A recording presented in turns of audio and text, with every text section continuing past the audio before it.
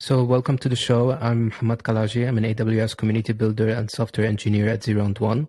Today, I'm fortunate to be with Jackson. Jackson, would you like to introduce yourself? Sure thing. Thanks for having me, Muhammad. Yeah. Actually, I noticed that you say your name differently than how the average Western mug would say it. It sounds like your first syllable is unvoiced. It's like Muhammad. There are different ways actually to pronounce the name. So there's the way you write it. So I write my name with Mohamad. So it's Muhammad. Some people would use Muhd to say Muhammad. It's in the Arabic word, it's mim ha, so it's Muhammad, but different dialects write it in a different way, so it doesn't matter. Some people just call me like Mo, and I just get like a little bit pissed about it a little bit. Okay. It's because this is my name. It's like, this is my name. Don't try to butcher it. I'm open with it when someone doesn't know me or it's a complete stranger who come up to like, hey Mo, I don't mind. But if someone who knows me for quite a while knows, I don't say Mo, I just say Muhammad. Gotcha. I had a boss once who called me Jackie, and I felt exactly the same way. It's like, dude, that is not my name. And by the way, the familiarity is not there. Like, oh, by the way, I got this kind of treatment. It's because Muhammad, you can actually shortcase it with, it's a near name to Ahmad, so you could say Hamoudi. Yeah, so some people would say like their name is Muhammad, would come up and say like, hi Hamoudi. It's also a nickname, so the Jackie part is also relatable at some sort. How about that? Like you're teaching me sort of Arabic language, Arabic name. What's the like variants? That there's all these rules for variants. I didn't even realize. I had no idea that these were common. Like you meet someone called Sławomir in Poland, and they go by Sławek, and you have no idea these names are connected because they don't look enough alike to the outsider. But yeah, anyway, thank you. You're teaching me things here.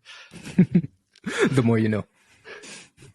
Nice. So to come back to the introduction, sorry, I totally get you nerd snipe me with the language stuff, or maybe I nerd snipe myself. Anyway, coming back to the introduction. So yeah, I'm Jack or Jackson. I'm the CTO of a company called Cord.com, based here in London. We're 20-ish people and growing now. Been at it for a couple of years. It's been a little weird starting a company in the midst of a global pandemic, but we're finding our way. Probably the reason that I'm on this podcast versus other people you could have here, though, is because my background is somewhat uncommon in the tech space. Although actually, is one of your the things you mentioned you might ask me about. There's actually a fair number of people with my specific background. Anyway, I'm waffling. Let me bring it to the real thing. So yeah, I spent a bunch of years at Facebook. I was a security engineer. I was an infrastructure adjacent engineer. I was a user interface engineer and a product engineer at Facebook, which sounds like a lot, but I was also there for 6.5 years, from 2009 until 2016. And I was I spent part of that time in the US and I spent part of that time in the UK. And the UK portion of it, I was actually one of the founding members of the Facebook London engineering team. They sent 12 of us over here to reverse colonize and take back what it wasn't rightfully ours, right? Anyway, we came here to reverse colonize and to build a London-based engineering team. And so we did that for a number of years, which was good fun. Learned a lot. And before that, I'm from Nashville, Tennessee. I worked at a company called Echo Music that was acquired by Ticketmaster way back in the day. I don't have a traditional tech background. I'm an English degree holder from a basically uninteresting university in the woods in Tennessee. So yeah, not exactly your typical sort of tech entrant, and certainly not your typical tech CTO for what. So basically, you're the black sheep. I try not to think about it that way, although I've had some moments. Like I remember one time at Facebook, I had a conversation with a group of interns. And they found out that I don't have a degree in computer science. And one of the interns was from Stanford. And he looked me just dead in the face, open, naive curiosity. He said, how are you here? It's like, wow, kid, you really have no idea how offensive that is, huh? It's about skills, boy. It's about skills, boy. I try to be nurturing, even if he was maybe a little bit less graceful than he probably would have wanted to have been in hindsight. But honestly, I expected like another type of degree. I didn't expect it to be an English degree. I like one time I actually met an engineer who works in a library. He also has a philosophy micro degree on the side. Okay.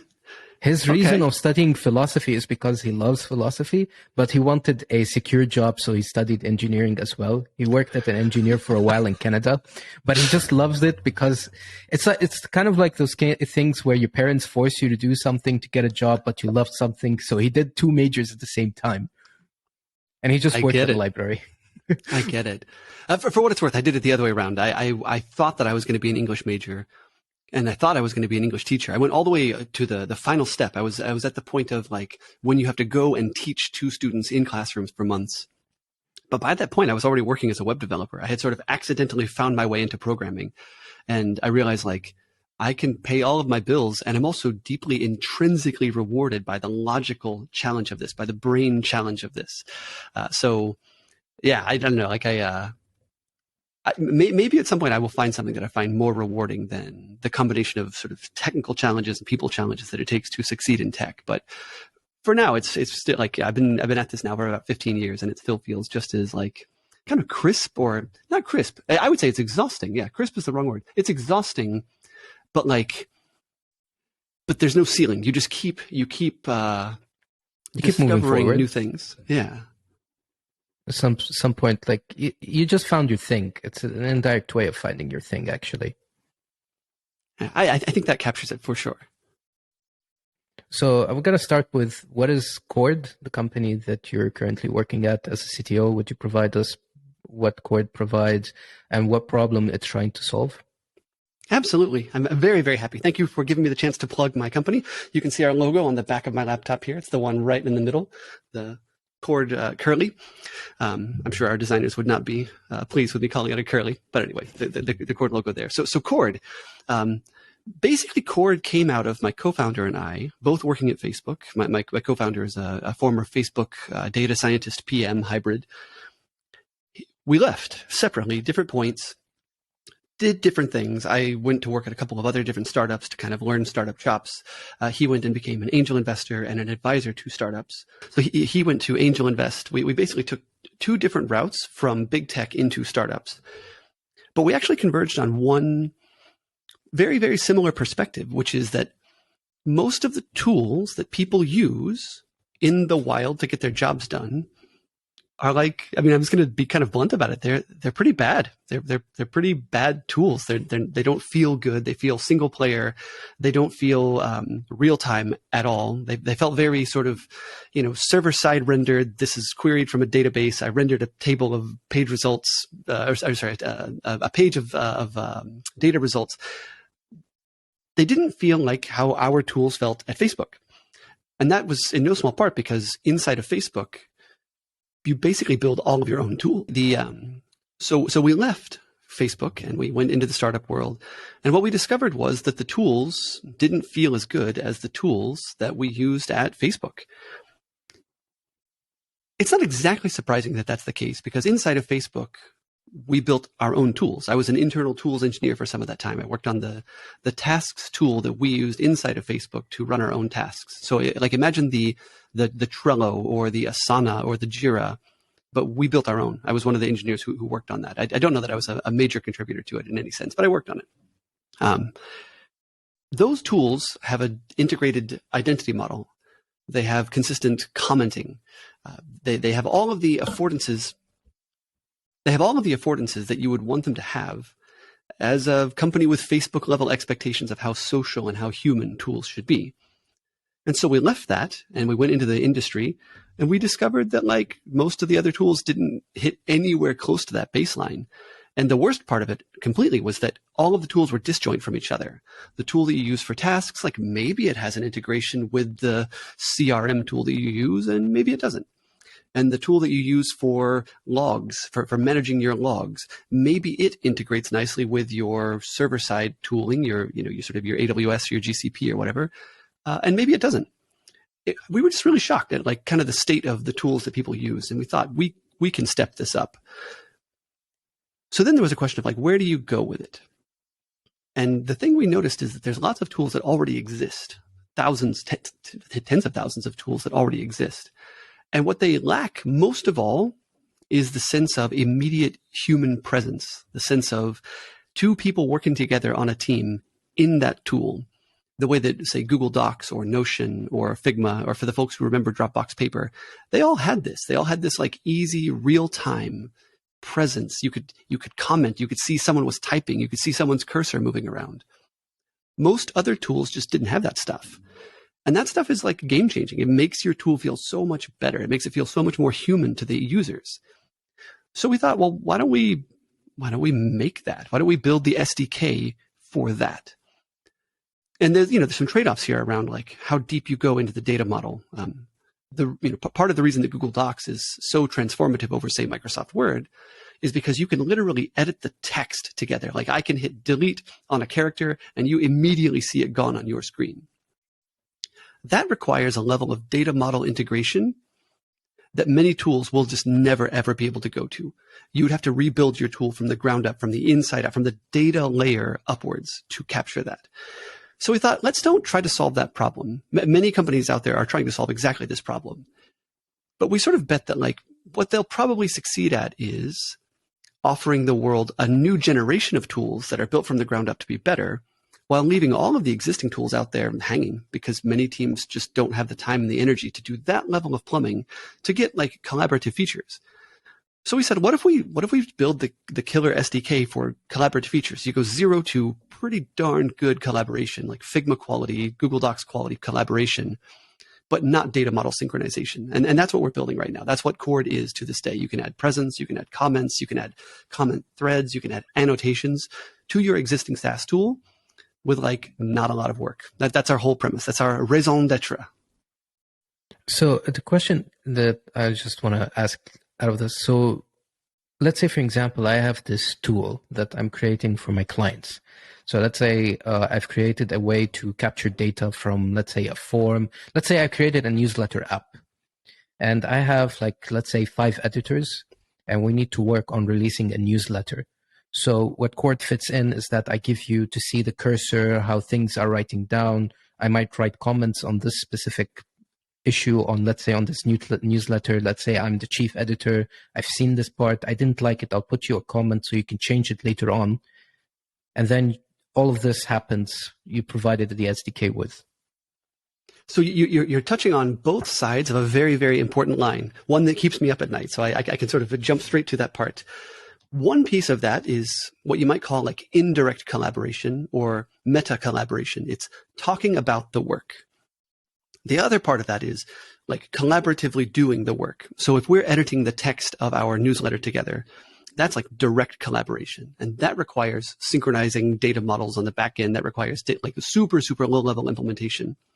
So where we're trying to really, really, really excel is in the indirect side of this. You want to talk about your work and leave your work to be what it is. Like you want to, like you said, ask a question about this part of the newsletter, or draw someone's attention to a typo in there and say, hey, this is it's the wrong spelling of the name Muhammad. Like this is you got it, you spelled it with the O, it should have been a U or whatever. We're trying to build the SDK that lets any SaaS tool have a really, really great experience of that part of the problem space.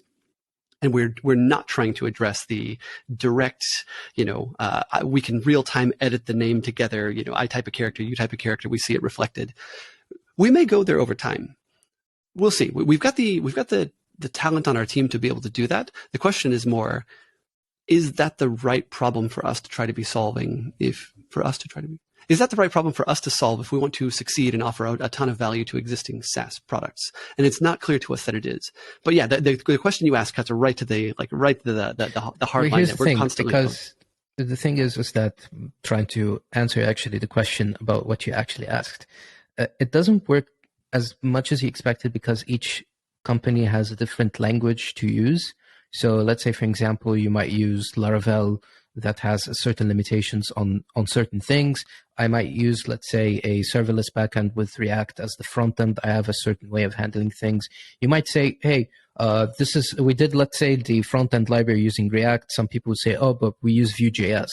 Okay, you try to create something Vue. Okay, you reach the position. Okay, I'll create it as a web component, and this web component is going to work even on an HTML page. It will work. But it comes with a cumbersome part that there's certain limitations in, let's say, web components compared to a full-fledged library or framework. So there are certain limitations that you cannot fit in. So even if you try to do this nitty-gritty little thing of doing, let's say, the document and do the collaboration directly, it's a lot more cumbersome for you to handle because you don't know how things are going to handle until you say this is a standard of how things are going to work, and everybody should agree on those. But the problem is that not everyone's going to agree on those standards because they say, hey, I want to add this something extra, and it's going to make my product a lot more different. There's no standardized way of doing things. You might have captured the standardized way of doing, let's say, commenting and collaboration at a certain level. You've achieved that. But those small nitty-gritty little things, there's no, I'm going to say this, standardized way of saying we're going to do this. This is why you spawn the problem of unable to fit every person's need. I mean, what you said, I think, is a perfect distillation of this. I don't know that I can say anything there that adds to it. The word idiosyncratic comes to my mind. Even like if you take just the collaboration, like leave the tool exactly like it is. You say, you know what, we assume that the company that we're offering the collaborative features to, we assume that they built the best version of their product. It could not possibly be better. And we're only offering them the collaboration on top of that, the sort of the humanity, the presence, the chat threads, the annotations. We're just going to give them that. Even with just that part of it, what we discover is almost every single company has a somewhat nuanced idiosyncratic need there.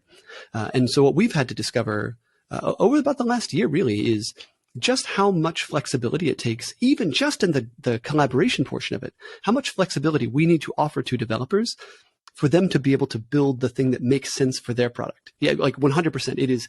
It is not possible to have a one and done solution to this. And in fact, the best you can possibly do, the best you can possibly do is to offer a really, really well abstracted, highly flexible toolkit. That's what we've converged on. Not because we were geniuses and we jumped straight to it, but because we kept offering something that we thought was ideal to our customers. And they were going, I love this. It's great. But also we just need to change this and this and this. And we need to move that over there. And this should be done like that. But also that feature shouldn't have this in it. And the screenshots are great, but you got to blur them because this Slack channel isn't allowed to see them. And what you realize is like every single tool and every single set of users and every workflow is truly idiosyncratic. And whatever you build has to be configurable and customizable to fit into that tool. That's where we are now. That's the newest iteration of Cord. We actually call it Cord 2.0 internally, which is, I don't know, somewhat overblown. But basically it was us realizing we have got to go even more configurable than what we previously had to give developers the power they need, to give product managers and product owners the tooling they need within their existing tools. So speaking of giving developers tools to move forward about this, you're currently the CTO of Cord. So what are the requirements for someone to be considered a CTO in a company or a startup? From your perspective, actually. Oh man, I love this question. I also feel like I've got to, I want to get my bathrobe and so some more layers of protection because I don't know that I'm a good CTO. Like if you ask 100 CTOs, what is a CTO? You'll get like 98.5 different answers, I think. There's some things that have to fit in there. Like if you're a CTO, you darn well better be technical. I think that's a piece of it. If you're a CTO, you darn well better be able to attract great people to your team and to build a successful technical team around you. If you're a founding CTO like I am, I think you also have to really have a sense of responsibility about the investor money that you've taken, about the route you've taken, commercialization. It's very easy to say, oh, I've got all these millions of dollars of runway in the bank. We can just take our time and build whatever we want. And I think that would probably be an unhealthy thing for me to do as a CTO if I didn't think, yes, but how do we bring real value to people who are willing to pay for it, and how do we attain commercial success as well? You can't do one without the other. But I think after that, I'm not really sure there is one strict definition. Like you see CTOs who are kind of more public. They're more like spokespeople. They're more like kind of the voice of the brand, the voice of the tech. You also see some CTOs who are basically just very, very competent, very senior back-end engineers in many cases. I don't know that there's one cookie cutter that you can stamp out startup CTOs with. But there are underpinnings. Like, for instance, I would say that for me as a CTO, the thing that's been most surprising has been just how much my job is actually about building a really, really great team. That was, I knew I was going to do that, and I have the fortunate experience of helping hire and build a bunch of teams inside of Facebook London. But it turns out I think that's been way more important than I could have possibly realized. In no small part because my own experience, my own perspective, and my own time, my own wall time to build things is, it's the same as it always was. I can only do as much in a day as I can do. And so what I got to do is bring amazing people to our team and trust them and give them tons of power and remit, and like, you make the call, right? Like you've got real skin in this game. There is no safety net. We're a startup. That to me has been probably the most crucial role I've played here. And I have a hard time imagining any CTO of a startup not playing a similar role and having the company succeed. If I didn't do this, I don't know who would. I guess that's a good way to put it. There's like certain CTOs who they're very good on a technical level. They can achieve certain things, but they just stick with the technical part to not take care of the business. Mm. Some of them are like, they're like the craftsmen. They know what they're going to do. They can craft the software in the perfect and finest way possible, but they don't want to be interfered with the business model. So they just prefer to be like a CTO rather than just being part CTO, part co-founder, stuff like that. Mm. So sometimes I realize this with some CTOs, actually. As you say that, I can see that. I can definitely see that. There's like this certain thing, like this product, and this senior craftsman, they're going to come up, chisel it exactly the same. He's going to tell the small apprentices how this is going to be happening. He's doing the role. It's like how Leonardo da Vinci would actually have some apprentices, comes up and he tells them this is how you do certain things, and you would actually learn from him. Some people would be like, nah, I'm just going to be here just to manage a couple of people. I would hire, let's say, seniors, and they would do most of the job, and I'll just chaperone them, see if things are going to happen, and I'll just be the control monitor that handles, let's say, the AWS accounts, so they don't screw shit up, and that's it. Depends on the type of CTO and what kind of role he's going to do. So, but most of them, they just want to handle certain developers and how to manage them. I can see that. I definitely am not that archetype of CTO for sure. I am a competent senior engineer. I was a staff level, something like that engineer, but before I switched into startups and switched into kind of management roles. So I can hold my own. I can turn out code. When the time comes for me to be a code machine, I can play that role. And I also think that would not get me very far as a co-founder. I'm no, rock star principal engineer that is industry leading. I'm the one of me in the world. I'm just not that guy. I would say that the value I offer as a CTO is mostly being very aware of how not that guy I am, and making room for the people who are smarter than me and who have better ideas than me, and lifting those up. And that to me is really, really important. I feel like that's I don't know. There's kind of an emotional maturity part of it. There's like a kind of comfortable in my own skin. I'm not a spring chicken. I've been in this hustle for a while. I don't know. I guess I don't have as much to prove now as I did when I was younger. And I feel like that really helps me as a CTO.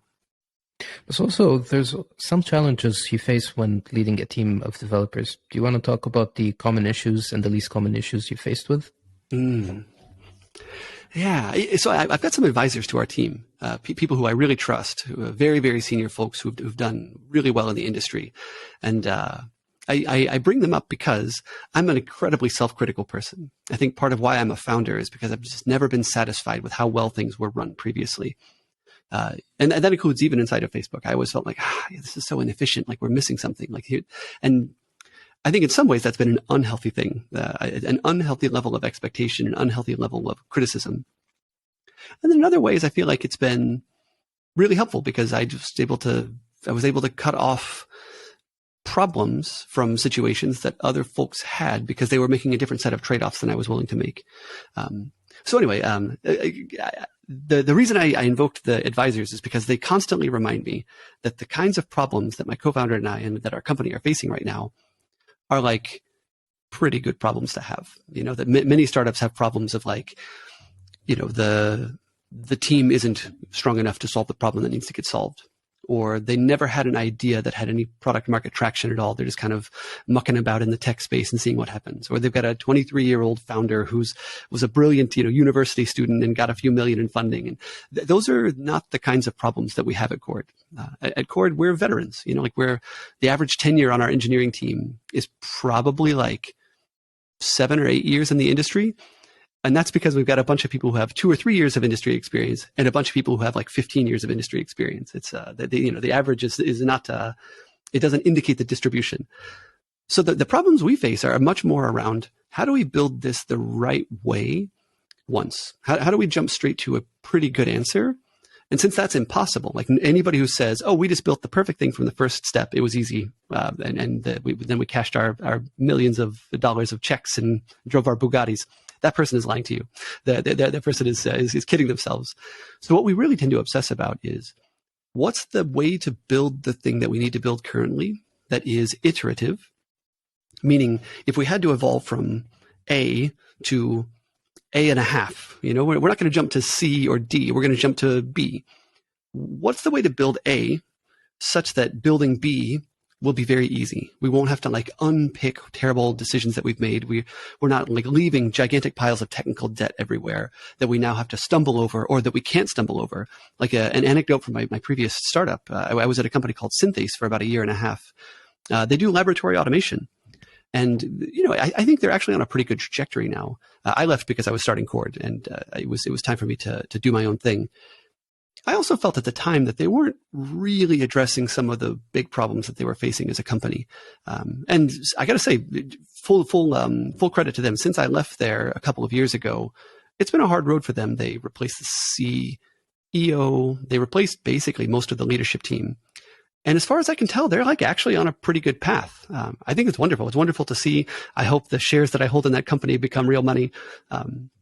Why did I bring them up? Oh, the reason I brought them up is because one of the things that happened at Synthase was they built a core platform, a core experimentation modeling and planning engine. It's basically like a compiler, but for biology. You put in constraints. You put in inputs that are like a program, but what they really are is the stages in an experiment. And then you say, I want to do it on this robot. And the planner figures out the steps that robot needs to do to give you the outcome that you want at the end. What plates you need to set up, where all the little liquid needs to get dropped, what things need to get dropped in which order. It does all of that, which is pretty darn whiz bang. There's not much of this in the world currently. It's a brand new space in biology.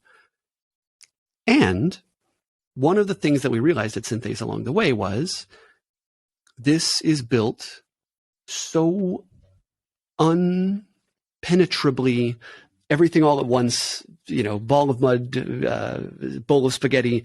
It's so spaghetti code. Yeah, exactly this. It's so calcified that we can't really do anything with it. We had a very, very senior engineer on our team, a fellow ex-Facebook engineer, but he's an unbelievable engineer. He is a better engineer now than I would ever be if I went back to full-time engineering. Fantastic engineer by the name of Lovro. Shout out to Lovro. He went to the dark side. He's in finance now, making loads of cash, having a great time. Anyway, Lovro looked into this code base and he did a bunch of estimation around how do we fix this problem? We cannot iterate on this core piece of the platform. So what do we do about it? And after several weeks of running the numbers, he was like, yeah, we leave it because we can't fix it. It's too big to rewrite and too impenetrable to iterate on in place. The number of people that it would take, the number of hours it would take, you could really only rewrite it from the ground up, which is anybody who's from anyone who is ex-Facebook will never say ground up rewrite. We believe in iteration. We believe in evolving an existing code base. When someone who is senior ex-Facebook says you have to rewrite it from the ground up, they're saying it's real bad. This is the case where you cannot iterate. You should iterate and you cannot. So anyway, it's basically like you're saying you fucked up real bad. Yeah, your words, not mine, but I don't challenge them. It's basically it's so bad that even a rewrite is way much worse than fixing the code itself. If you want to think about it in this kind of way. I mean, so ideally it's not that. If you need to do a rewrite, it's actually because iterating on the existing code base would be impossible. Like the energy it would take to turn the spaghetti into something, engineered, is higher than the energy it would take to rewrite it from the ground up. That's the calculus there, which is really it's a really big indictment of the quality of the existing code base, the quality of the existing engineering that went into it. And startups wind in this kind of situation constantly. Startups always do this, almost always do this, because you don't know what your success is going to come from. You don't know what you're planning for. You're sort of iterating into something, and suddenly you find some success, and whatever you had, and whatever you had at that point, that's where you start from. And often that's not a good place. Often that's like someone's experimental code they wrote over the weekend that now is the core of your platform. So you want to iterate on it. You don't want to throw it away and start again. But anyway, the Synthase case is one where they pretty much had to start it over from scratch if they were going to do anything. As far as I know, no one's touching that code base. I've been gone a couple of years there, but I don't think anyone's actively working on it. I remember this. You see this meme where you see like a lot of code, and then on the small side of this like small building, it's like a small library written by a guy in Nebraska. You've seen it? Oh yes. Yeah, it's the same thing. It's like there's a lot of code that's written down. It's like this one part of the code that's breaks the entire product if someone just touches it. Don't touch it. But with like writing, let's say for example, if I want to rewrite the entire thing from scratch, it's going to take a huge amount of time, especially if there's let's say a product that's in the market, it's already been into the public and all of that. It's way much tougher, different than, let's say for example, if you are trying to still build the product and present it to investors. Because most of the time, the first product is going to be shit. I'm going to be very honest with you. It's going to be very bad. And you go to the investor, you pitch in like a fake website with some dummy data just to show them this is how it works. And in the background, the engineers are actually coding it just to win some time. They do a lot of spaghetti code just to make things fast because they promise the investor, we're going to get things done very quickly. You end up with very bad code. And then as the thing, Uncle Bob's methodology of when you write a lot of spaghetti code, at the end of the day, you're going to fight a dragon. Yes. Oh, yes. But you actually did this at Synthase, where you actually led the entire rebuild of the entire core product, where you pivoted from Polymer.js to React and TypeScript. Now, the question is actually quite vague, but strategies, what are the strategies that you've implemented to successfully do the migration? Even though we've discussed about the whole idea of rewriting things is not more recommended than iterating on a certain product. Yeah, so I would love to dive into this. This was, I don't think I'll ever get any props for this in the world at large. There's no one who's going to sing my praises, but I think I did a darn good job at this for what it's worth. I'll give myself a little kudos there. And I can't really even take all of the credit there. I worked very closely with an engineer by the name of Johan, who is actually now at Facebook. Funny thing, he left Synthase and went to Facebook as I was departed from Facebook and came to Synthase. He's absolutely killing it there. He's an operations engineer there now. Production engineer, I think is the title for it, doing crazy things in the space of basically internet infrastructure. Johan's fantastic. Would work with him again in a heartbeat. What up, Johan?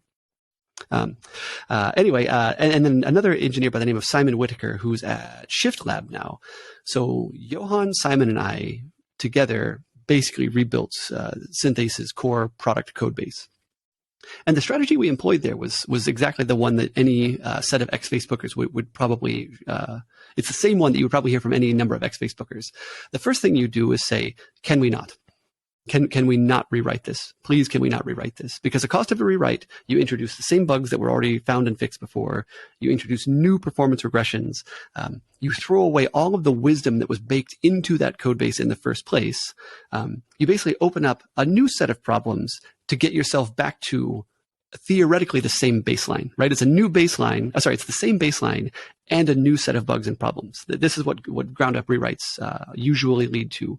So it's basically like net loss for everybody involved. You don't ship any new code while that's happening either. So why did we have to do that at Synthase? Well, I looked at the architecture of the existing code base. And what I discovered was that it was over-engineered wildly in some ways. It was sort of preparing for a bright future that wasn't going to be faced by the product needs anytime soon. Like we're talking the sort of abstractions you would need if you had already succeeded and had thousands of active developers contributing to something, and they had 0 of those and none lined up. And so there was just a bunch of armature, a bunch of like, why did it need to be this in the first place stuff? And then I looked at that told me, okay, that's not good. That's not good. If that's the foundation the whole thing is built on, we're going to pay a pretty handsome debt to work with that every single day. Like every single day, you're going to have to navigate that over-engineered stuff to get your job done. That's not good. That's not the place that you want to be.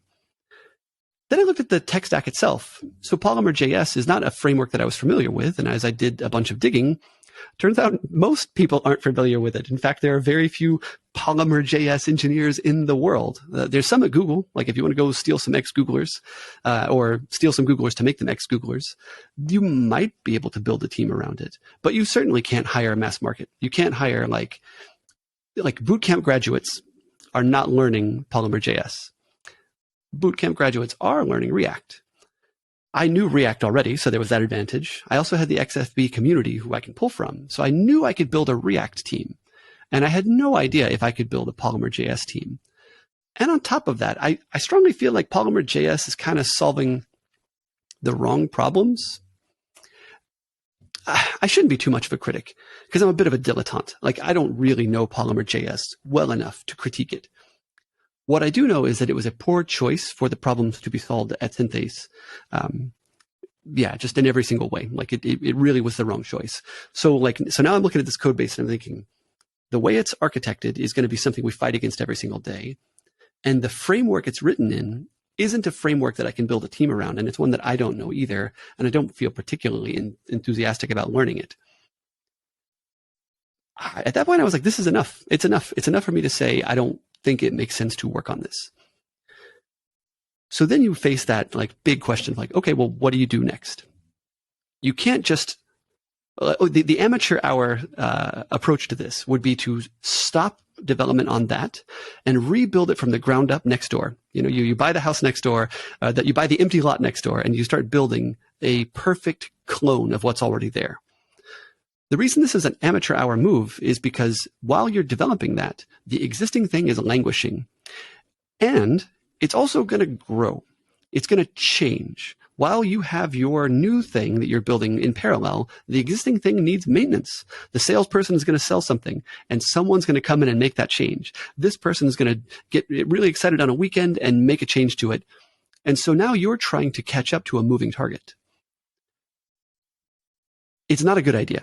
I've seen this again and again at different companies, Facebook included, where a parallel rewrite, and in fact, I've done one. People who knew me back in 2009 Facebook might remember that I rewrote the SMC console. I'm sorry, Ping, if you're listening. I'm sorry. I was it was so painful. I didn't know what I was doing at the time. I was a junior engineer. Anyway, so ground up rewrites in parallel are not a good idea. The ace move is to mesh the new in with the old, so that the old is existing right alongside the new, and whatever that means for the existing system that you're working in. And so that they can coexist and it just slowly becomes more of the one than the other. Now with React, there's an interesting thing that you can do.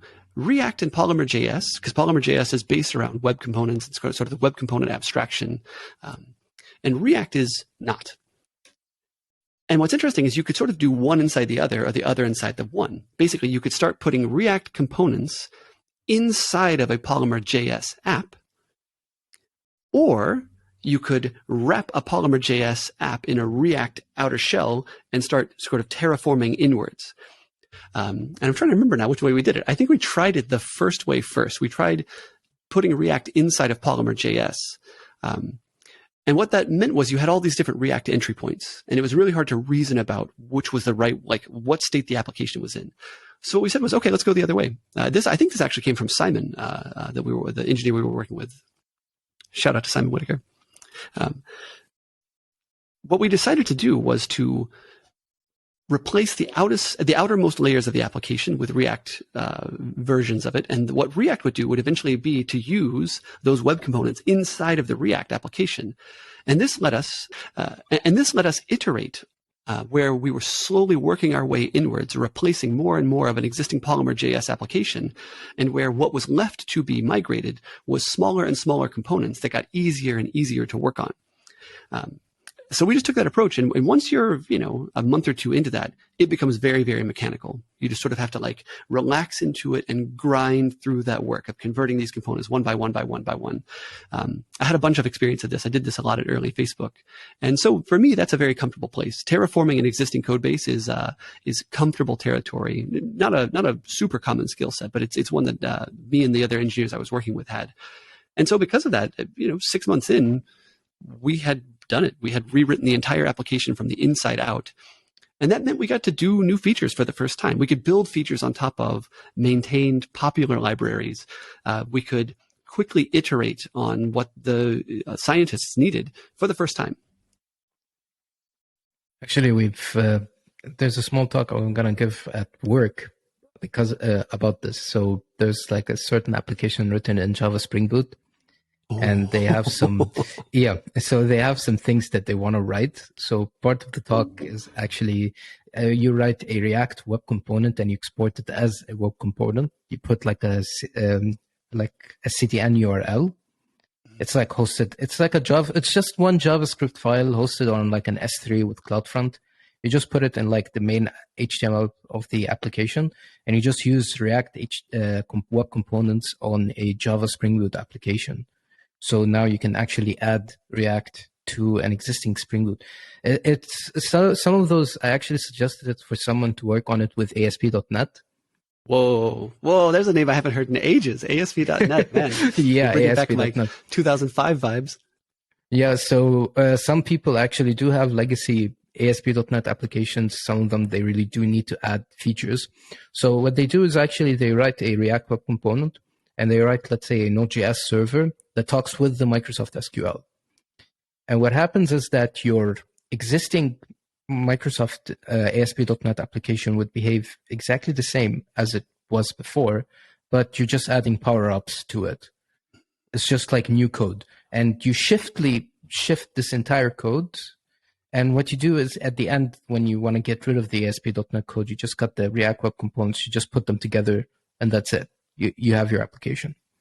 Gotcha. Yeah, that sounds like the other way that we considered doing the migration at Synthase, where you start from like the leaves basically, and you work your way back up the tree, and eventually there's no tree. Eventually it's the new tree, right? Like it's the new tree. Yeah. Yeah, iterating in place is the only way to do this. Anybody who says you got to rewrite it from the ground up, either they're a mad person, mad woman, or they're a very, very, very experienced veteran engineer who has done the painful calculation of why you can't iterate. And usually that's like if a very kick-ass engineer is telling you you cannot iteratively migrate away from what was there before to something new, it means that the situation is real bad. That's anyway. That's been my experience. I'm a hardcore. Actually, there's a third type. How about we write this in Rust? It's like he comes up and he tells you like, okay, we can do this, but we have to write it in Rust, and we turn it to WebAssembly, and it works anywhere. You see those kind of people. It's like you want to solve a kind of problem. It's like, yeah, it can be solved in Rust, but we just kind of turn it into WebAssembly, and then from WebAssembly you put it inside a JavaScript, and then you can use it inside React, and all of a sudden you have this working. I was like, really? I would do this if I'm a crazy person. I would actually do this, but I don't have time for that. Yeah, if you've got an amazing, like a stellar engineering team and tons of time and energy to invest in brand new tooling, and you don't ever want any junior engineers to be able to contribute to it, get in there, like go nuts with your Rust. Speaking of getting engineers at the Synthase, you actually hired 25 plus engineers. Some of them from like A-listed companies like Facebook, Google, and DeepMind. Is it part of those, like being part of those A-list companies, ensure and guarantees that you're going to move forward in the hiring process and get hired, or it's like boasting reasons for both the employer and the employee? So some companies would come up and say like, oh, we have like 4 ex-Facebook employees, 2 ex-Google just for boasting around, saying, "Oh, we're a big company. We're like an enterprise level company that we have professionals, so you can trust us." Usually, this works for investors where they just be like, "Oh, okay, they got very good engineers at their company, so we trust them. We give them millions of dollars," kind of thing. So, is it like the case of being, let's say, an A-listed employee? Does it like ensures a faster hiring process, or it's just like boasting around? So this is a great question. I want to say so many things here that are like borderline hot takes. I might just go for it. How do you feel about that? Am I allowed to say very, very controversial things? Just say as much as you want. If you want to get a tinfoil hat, I'm not gonna stop you. Amazing. Okay, good. I'll lean into this. So the short answer, the very, very sort of short, kind of jerky answer is like, absolutely not. Having a bunch of ex big tech employees on your team in no way ensures your success, not even close. I know this because at a startup years ago that I was at, my very first like real tech startup was called Zoe. I don't even know if it's in my CV. We're talking 2006, 2007, and we had a bunch of ex AOL engineers. What the company had done was, and like this is far enough back that like that wasn't dinosaurs. Like they were people who helped build the internet for America back when the internet was becoming a thing, and now they were veteran senior engineers in their own right. And they offered the company almost no value. And no, I would say they offered the company net negative value overall on average. And I don't think of that really as an indictment of those engineers. I think it was an indictment of the lack of clarity of the company. And also a mismatch of the type of engineers they'd hired because they wanted the pedigree. They wanted the sexy names, this degree of senior X big tech, whatever person. The thing is that doesn't actually guarantee you success if it's the wrong kind of person for your company. Likewise, if you have zillions of those people but no real leadership, you'll still fail. And maybe those people are just deeply unhappy on top of it. The kinds of problems faced by big tech companies are not similar to the kinds of problems faced by startups. The skill set you need to be a killer infrastructure engineer at Google, the kind of risk you face as an engineer trying to build a new thing at a Facebook or at an Amazon, those things are just wildly different to what it takes to succeed at a startup. We have a senior engineer on our team who happens to be ex-Google, and he reminds me of this very, very frequently. His name is Adam. Adam will say, the worst thing that we could possibly do here is like destroy all of our customer trust, destroy all of our investor trust. We could salt the ground under the name of Cord.com. And what's the worst thing that happens? We look around, we blink, we think, oh, what have we done? We figure out something new to do, and we start again. Like, that's it. That's as bad as it can get. If you work at Google, or if you work at Facebook, and you screw something up badly, the worst thing you can do is destroy billions or tens of billions or hundreds of billions of dollars of value just very, very quickly. It's very easy to lose. So the risk profile, the type of maturity that you need to bring to the conversation, the type of guardrails you need around you, they're very different inside of a big tech. In fact, a very risk-positive, growth-oriented, hungry engineer will often fail in those companies because they have too many constraints. They got to be too buttoned up. They need to go to too many meetings, and there's too many stakeholders to appease to get something done. And that person might flame out at a big tech and have a great time in startups. And vice versa, you might have someone who is a killer big tech engineer, and you bring them to your tiny startup, and they want to call a meeting about the meeting to discuss the document that they wrote to describe the thing that they think might be the problem to be solved. And all of the startup people are like, oh my God, can we just get something done? Can we please just get something done? So in short, absolutely not having big tech people on your roster. It does not ensure you success. That said, there are advantages. When I went to big tech, when I joined Facebook in 2009, I got exposed to real engineering practices that blew my mind, that made me go, oh my God, everything that we've been doing previously at my previous companies was a joke. We didn't get it. And this isn't big tech software engineering. This is just good software engineering. Learning those things changed me as an engineer. I would say my first year at Facebook, I really had my feet in the fire the entire time because I was clever. I will own the cleverness that I had. And I was so rough around the edges. I really did not know how to be a well-rounded, no collateral damage, thoughtful team contributor. I just didn't know. I didn't know, and I didn't know I didn't know. Big tech taught me that. It wasn't big tech at the time, but on my first team at Facebook, one engineer on our team was a guy called Chuck Rossi. He's now at Anduril, but he became a director of engineering at Facebook. Very, very successful. He was ex-Google, and he was, I think, ex-Alta Vista before that. Like, he had been through the Silicon Valley journey again and again. He was a veteran. He was an absolute badass. And what I learned from him was like this poise. It was a perspective around maturity. It was a perspective around how and when you need a hard edge as an engineer. There were things around like writing good code. I had a BSD hacker just shred my code in code review for the first several months we worked together, to the point where other people were like, his name's Bill. Shout out to Bill. People were like, Bill, you got to chill out. You're destroying this guy's spirit. And in this particular code review, Bill was ripping me to shreds because I was using white space incorrectly in my code. It didn't change anything about how the code ran. It wasn't even about like whether or not it was idiomatic to our code base. It was literally, did I do white space correctly? And someone else stepped in to say, Bill, you're being too harsh on this guy. And Bill responded, defending his perspective, saying, dude, I'm a conservationist.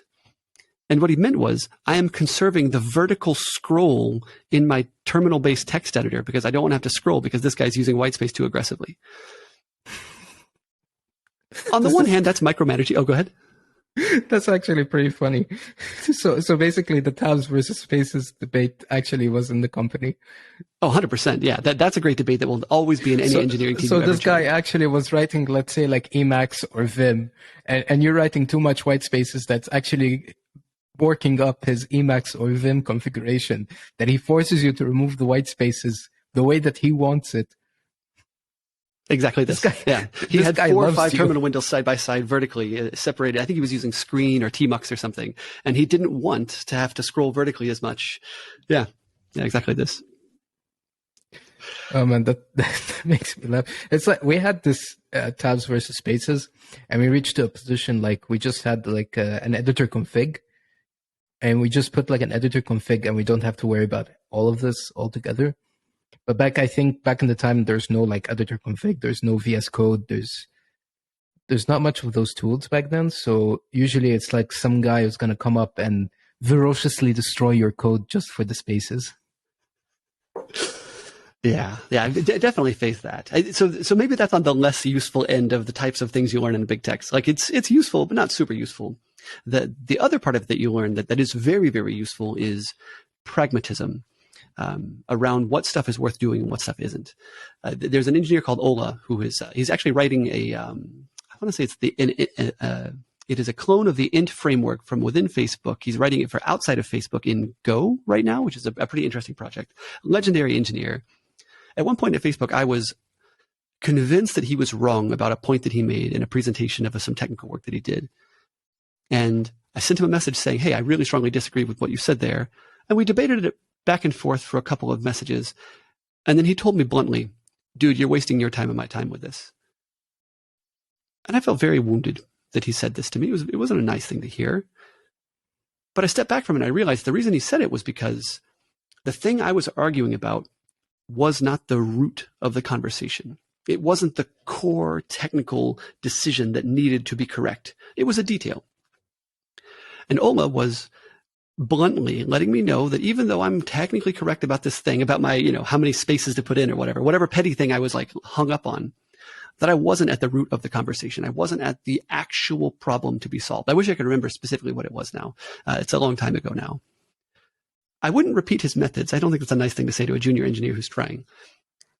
But that relentless drive to get to the root, to get to the bottommost thing, the thing that is most needed to be solved or not solved, that perspective, I've only found it in the best like Silicon Valley type of teams that I've worked on, and I have frequently found not that in other teams. When I came to the UK for the first time, especially whenever I started talking to startups here, I consistently found that they didn't think this way. They didn't keep honing and keep refining and keep getting down to the most important decision points in a situation. That is something that is, I think, special about how Silicon Valley type of engineers, the good ones at least, look at their problems to be solved. And that's something that I think if you get that in your team, you can win massively. But you have to hire for it. You have to nurture it. This is an interesting point, though, and I probably spent way too long in answering this question. But I've spent a really long time answering this question so far. But there's one piece of this that I really want to say out loud to the world, which is often the big tech experience, often the ex-Facebook, the ex-Google, the ex-Amazon, the ex-insert sexy tech company name here, often that accreditation, that pedigree, what it actually does for the engineer is unblock their confidence. And sometimes it unblocks it unduly. Sometimes people who come from those places are unduly self-confident. And in many cases, they're as self-confident as they should be, and they just own it. They can own that part of themselves. They can say, no, this is the right answer. Where people who don't have that same pedigree won't be confident in that same situation. I know this because I used to be the one, and now I am the other. And I hope I'm not the one that I described that I shouldn't be. I hope I'm not the unduly confident person. Being ex-Facebook and having lived through those experiences and seen how really, really, really excellent people operated, it taught me, right, when I am focused and calm and switched on and giving something my full attention, I know what's going on. And I know when I don't know. I can say, this is the edge of what I know. And that makes me a very useful person to have on a team. I have the self-confidence to navigate the world with that perspective. What's interesting is I was that person before I joined Facebook too. I didn't know as much, but I was still that person. I was still clever. I was still switched on. I was still able to understand things and make the right choices frequently, but I didn't have the confidence.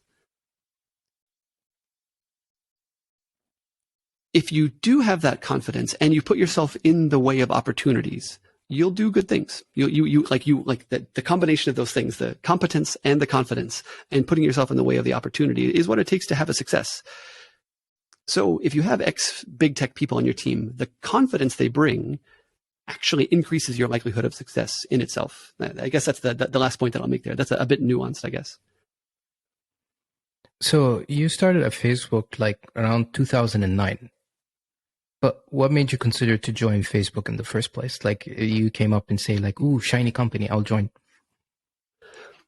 Yeah, so my route into tech was unusual because I worked as I was working in the library of an education department first, and then I was a darkroom chemical mixer for a university for a while. And I kind of found my way into tech just organically. My friend who was a math major told me about the array data structure. Shout out to Zach Denton. Shout out to Professor Zach Denton. He's really the one who got me into tech, even though I don't think he would take credit for it because he just told me about a thing he learned in a computer science class. Once I was sort of falling down that rabbit hole, I just loved it. I was just gobbling it up. I was reading books at night. I was reverse engineering products that I had used before. I spent so much time reverse engineering how the brushes in Adobe Photoshop worked. It was fascinating because there's a repeat rate. One of the things that's not obvious is there's a repeat rate to the brushes. Anyway, nobody cares. This is water under the bridge. I was doing this stuff at night, and I didn't realize that was unusual. I just thought it was fascinating. Because of that passion, because of that internal sort of motivation I felt to discover things, I kept finding my way into better jobs in Nashville, Tennessee. And I wound up at Echo Music, which was about the best company that I could work for. I actually failed the interviews there first. They didn't hire me. And then they hit a crunch where they needed a Flash engineer. And I was an Adobe Flash engineer, Macromedia Flash, if I go back far enough. And so they parceled out some work to me to do as a contract. What it was the first MP3 player that Kanye West's website ever had. That's my sort of first real, exciting, holy crap, I can't believe I'm working on this sort of tech opportunity. And I sent my code to them after I'd done the project, and they're like, oh, wait, you can code. I was like, yeah. And they're like, you should come work here. So I got the job after all, which I think it speaks to their interview process that they didn't discover this when they interviewed me. Anyway, water under the bridge now. I spent some time at Echo Music, and I learned about high traffic sites. I picked up some good practices, but what I discovered was I'm actually not learning anything here. And not because I'm like some swaggering giant. I'm definitely not. Like I said before, I'm not the smartest person in the room most of the time. The technical depth just isn't here. Like this is basically like marketing stuff. This is tech industry adjacent marketing materials and, MP3 players and photo galleries and stuff. And I was like, man, where's the stuff that I can't figure out how it works? Where's the stuff that like, I don't even know where to start trying to understand how they've done it? That's what led me to Silicon Valley in the first place. I was looking at companies like Google, Yahoo at the time was pretty prominent, Facebook. So I started applying to these companies, and from where I'm from, nobody does this. Like most of my friends didn't graduate high school. Like nobody applies to big techs. But I did, because I was like, well, what's the worst that happens? I just don't get any jobs. Like, okay, but then I'm right where I am, right? Like whatever. And it turned out that I started getting replies. I was not expecting that. I got a reply from Google, but that said they weren't looking for my profile, which is probably a polite way of saying you're not good enough for us. Yahoo invited me for interviews, and Facebook invited me for interviews. And I did the thing that if anybody ever told me, hey, here's how I'm going to go interview for Facebook, and they said what I did, I would say, don't do that. You will not get hired. It will not work out for you. I basically had this silly mindset that like, well, if I'm good enough, they'll hire me. So I did zero prep, nothing. I didn't read any blog posts, not that there was much in the way of blog posts back in 2009 about this sort of stuff. I didn't do any practice questions. I didn't even research their interview process. I was that green. I was that naive about how the Silicon Valley world works. So I passed the phone interview, and then I flew to Silicon Valley, which was like, it was like winning the lottery just being there. I was in a hotel next to Stanford's campus, and I just thought, I feel like a kid in Wonderland right now.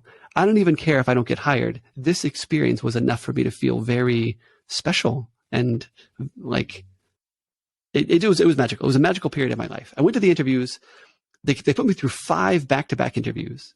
I did pretty well, I think, at most of them, and I failed one of them. One of them was an algorithmic interview that I just didn't know I just didn't really know algorithms at that point in my life. I was a very competent front-end engineer, and I didn't know algorithms because I just had never had the opportunity to learn. Like when you become a front-end engineer, you learn how to like iterate over lists, to put tables of results together and, list out the tracks of an album or whatever. You don't really do like in squared or quadratic polynomials kind of high complexity problems. So I didn't know that. So I failed that interview. But they called me back and said, hey, we want you to come work here. I can tell you every aspect of where I was when I got that call. It's a flashbulb moment. It's like, it's as important to my life as like pretty much any other moment. But what led me there was actually passion, not like, I didn't know what I was getting myself into. It was these folks, the folks at Facebook at that time were doing work that blew my mind. I could not imagine how they'd done it. And that's what led me there. It's quite an interesting story. It's kind of like those kind of things, like you've tried your best and you loved the thing that you wanted to do and you did get the opportunity to do it. But don't you wish if you actually did pass this interview, if you worked on algorithms, but there's no regrets on this. You went there. It's either like, even if you didn't get the interview, you've already won. Yeah. This kind of mentality. Yeah. So these people think I'm even interesting at all was a step up from where I believed I was previously. Which is like a lot of people actually neglect this part. Like even if you got, let's say, an interview process with Amazon, it's good enough to take it as an indication you're doing relatively good in life that even Amazon considered you in the hiring process. Yeah. Which is a lot 100%. Of people like a lot of people would say like, oh, I didn't get accepted at Amazon, and they start like beating up themselves up, and it's like, oh, I didn't pass it. I could have worked hard. I would have. But dude, you've already reached their attention. So it's actually a good indication. It's not like you're trying to soften things up, but it's actually the reality of how things actually work.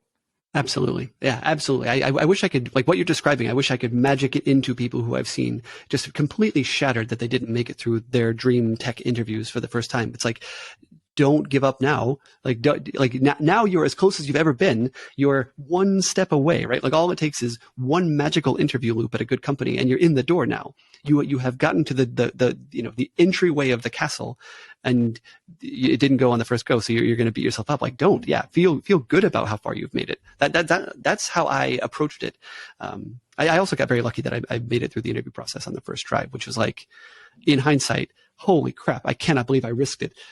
I honestly, like, it is astounding that I made it. Like a combination of blind luck and a particularly like valuable set of skills that I didn't know were as valuable as they were at the time.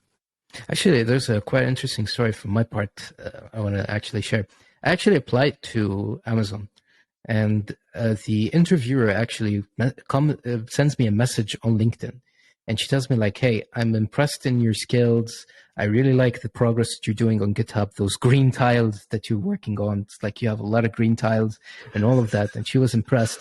But the thing is that I'm currently like 24 and they're looking for someone who's more senior. She said if there were two roles, one of them was a junior and a senior, I could have taken you for the junior role. But how about if you joined the AWS Community Builders program? And I was like, okay, I'll do that. And there you go. So that's fantastic, man. Yeah, so it's kind of like the kind of things like, okay, you didn't get the job, but she tells you like, hey, how about you don't leave your skills and all of this progress that you've done? How about you actually put it into something that's going to benefit you? And what I did is I followed the steps, getting into the Community Builders program, and I did get into it. So even if you didn't get the job, there's some part that you actually do benefit from it. Yeah, absolutely. I mean, you now know what caliber of person you are in the eyes of Amazon type folks, which is that's an accolade. That's a win. I'm actually curious. Like now I want to interview you. I'm like, so what's your next step? Are you like, is this your role now? Are you finding reward in this type of role that you never expected and you're really into it? Or is this a stepping stone? Maybe you shouldn't say. I don't know if you're allowed to talk. I'm tempted to interview you back. Nah, I'm just going to be very realistic about this. If I want to say it, it's like I'm currently like 24 years old. So I'm still in my career. Although I did advance I'm going to say this. I did advance much more expected than what someone in my age would do.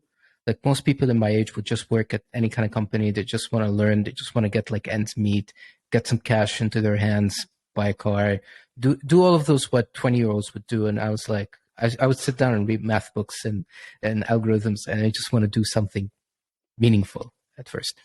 I would say like I would go to like an A-list company in my 30s when I've reached a position I've done what I wanted to do. Like there's no shade. It's like I would say if I want to, how I'm going to say this, if I just want to settle down and I don't want to care about anything in my life ever again, I would go to an A-list company, let's say like Amazon or Facebook. Savage. I'm just going to be very realistic. It's like let's say you're 30 years old. You want to have a stable job so you can actually pay the bills for your children. You go to an A-list company because they provide you insurance. They provide you with a steady job, a steady income, and you don't have to worry about anything. You just sit down, you focus on raising the children, and you move on. Before you become a 30, this is where the fun part starts, where you actually screw your life. So if you did a startup and it didn't fail, at the age of 30, you'd be like, okay, I've done this, so there's no shame, you could say. So before there's the thing is like anything you do before 30, nobody's going to criticize you. But after 30, if you did a mistake, people will be like, what an idiot. That hits really deep, right? I don't know. I feel I understand your perspective completely. I think there's a wisdom in that. And I also think you can do it exactly the opposite way and defend your stance as well. Like the opposite way would be to say, I'm going to join a big tech as fast as I can. I'm going to get in that door. I'm going to go in there and learn everything I possibly can. I'm going to consume the wisdom of that. You could go further and say, I'm going to build a great network of amazing people, like-minded people I'd love to work with again. And then I'm going to quit. And then I'm going to be an X whatever person that investors will drool over. And then I'm going to go do my big risky startup. I think that actually puts you in a significantly better position for succeeding at a startup if you try, But I think to your point, what that means also is you don't have any excuses if you don't succeed. Like you had the network, you had the technical experience. Whereas if you go in rough and ready, if you fail, it's like, well, yeah, man, like, what do you know? Like you're 24 years old. Like you've never done any of this stuff before. You're like making your sort of foray into it. What I would say across both of those, so I'm a bit older. I'm 38 years old, and I'm still grinding in startups. Even though I had the big exit of Facebook, I'm not done. I did well at Facebook, but I'm not at my like magical number. I'm not buying castles or anything yet. The thing that I think now is, I don't care what anybody thinks about my career progression. I'm not in it for them, right? Like I am in it for taking care of my daughter and my partner and the sort of the life that I have now. And I could go back to big tech. Like if this startup fails, if we just completely run the car off the road at Cord and it's an utter failure and I'm just devastated, yeah, I would probably consider going to a Google or a Facebook or, whatever the big tech is of that year. But where I am right now is like, nah, I want to take all of the wisdom and all of the lessons that I've learned and the network of people that I have access to and the amazing investors who've put their money into us. And I want to like kick ass at this. And if we fail, that's going to be a lesson in itself. And I'll roll that into potentially another startup. I don't know. Like now I feel like the skin in the game and the expectations, that feels right to me now at 38 for what it's worth. I don't feel like I'm like playing fast and loose with my life and I need, I've sacrificed all the cushiness of the big techs for this. I do miss the big tech salary. I'm not going to lie. Holy crap. Startup. I'm making like tech poverty salary as a startup founder. Where like, I mean, I'm not even joking. Like my big tech expected yearly income was like between 3 and 4 times what I'm making right now. But that's also because I'm trying to build something that's worth many tens of that value if it works. So that's the big trade-off that I feel the most. There's also one thing as well, is that if, let's say, for example, you're starting out and you entered into big tech, let's say like 5 years, you're not going to cover everything. It's going to take you like 1 year just to get started, just to learn the small ins and outs. Let's say, for example, you went to Google. It's going to take you a year to understand the idea of how to communicate some of the people around you. And then you can actually, after like 1 to 2 years, have decent connections to know people from another project. And then you'd start learning. So it's going to take you like 5 years to at least get stuff going the way that you expected. And when you leave, you get this network of connection. You've already wasted a decent amount of time versus when you actually wasted. There's a difference when you're let's say you're entering at 30. You don't have, I'm going to say this, you don't care about how much time you spend there. You're going to get the value out of it. So there's no pain. The pain reward ratio is way different than when, let's say, you're starting out and then getting out. Mixed feelings about this. Because, for instance, inside of big tech, one of the things you get is a manager. It really depends on what big tech you join. And for the big techs, for the really big ones, for the FANG or what is it now, the Manga or whatever the new initialism is. It's Mang, actually. It's because Facebook now it's Meta. Gotcha. Yeah. So when you're in the sort of the Mang type of companies, AA Mang, the team you join and the manager you get is absolutely crucial. Big techs, I'm just going to say this, I don't think this is a hot take really. It's a bit of a hot take to say it out loud, but it's something everybody who's from big tech knows this. Big techs have a bunch of shitty managers. They just do. Like it's just an inescapable truth about big techs. There's like 1 or 2 stellar managers for every 2 or 3 okay managers. And for every one of those types of people, well, maybe for every 10 of those, there's one catastrophically terrible manager. Somebody who's just going to like not help you progress. And they're not going to lead a team successfully, and they're not going to stay at the company a long time either. They exist. Like there's a distribution of quality of people, and when it's management, they cost the people around them. Big techs know this. There's no secret there. What people who are joining big techs probably don't understand is you can figure this out before you join a team. And you got to be careful about what team you join. You got to be thoughtful about what team you got to join. And you have to be double careful because you need to be careful, but you also can't be perceived as being too careful. If the management apparatus at a big tech sees that you're like weighing the overs and unders and doing your like sort of cynical homework on every single person on your team, they will read you as being like kind of a dangerous person to put on the team. Like you're not really in it for the team, you're in it for yourself. And at the same time, if you pair yourself up with a crappy manager, you're going to have a terrible experience there. So you have to like do your homework in a really subtle way that is still nurturing, that is still kind, that shows the best of what you intend to bring to the team. It's an art. It is an art, joining the right team in a big tech, I would say. And as a young person, a junior person, or a person early in your career, even if you're not junior, you don't have all those rhetorical skills yet. You just haven't been through enough vicissitudes of life to understand exactly what you're walking into. So I think from that perspective, your advice about joining a big tech later is actually really, really good. You're probably, I'll tell you a story from early Facebook. I joined a terrible team. My team was great. My manager was awful, qualifiably awful. I won't say his name. He got managed out not long after I joined, like awful.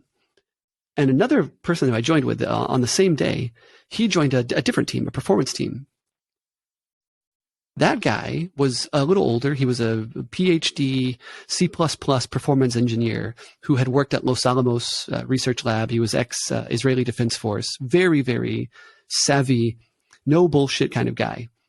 He and I were talking one day over lunch, and he said, I told my manager today that I don't like my work and I want to change teams. And I almost spat my food across the table because I had no concept that you could speak to your manager like this. I certainly could not speak to my manager like that. If I'd had the brain that I have now, the experience I have now, I would have realized that guy is blunt, maybe abrasive at times, but he's not wrong. If you're not happy, if you're not enjoying your work, move teams. Big techs work so hard to hire good people. They're not going to lose you over you being on a team that you're not happy in. If you're a good contributor, if you're getting work done, they will let you move. I didn't realize that. I was thinking, I'm here by the skin of my teeth. Anything wrong I can say will cost me this whole opportunity. I'm doing nothing to risk this. He was right and I was wrong. And I didn't understand that what he was seeing was the truth of the situation. That kind of perspective, I think you can only get to it if you're a little bit older and you are like a little bit sort of like over your own bullshit, for what it's worth. So you actually shifted teams. So that's actually quite easy to do, or is there's like a process they need to ask the existing manager, hey, how's this person performing? What's kind of problems you're issuing? Because some companies would resolve to settling things down between you and the manager rather than just shifting you to a different team. Yeah, so there is a way to leave a team, basically. There's an algorithm for this. It depends on what company, but if you the algorithm works no matter what company you're at, with rare exceptions. I would say the algorithm is this. Say you decide you want to go to a different team. The first thing you have to be doing to leave your team well is to be excelling on your team. This is where it gets really, really messy for a lot of people. Because if you're a bad fit for your team, you're not getting along with people, you're not energized by the work, maybe you and your manager don't work well together, often the first thing that goes is your own productivity. This puts you in the worst possible position because now you're trying to leave a team that you're not succeeding in. Nobody wants you to join their team if you're not succeeding already. Like they want winners to join their teams. So the step one of leaving a team is actually to kick ass at the team that you're trying to leave. If you are a strong contributor to that team, you can go wherever you want.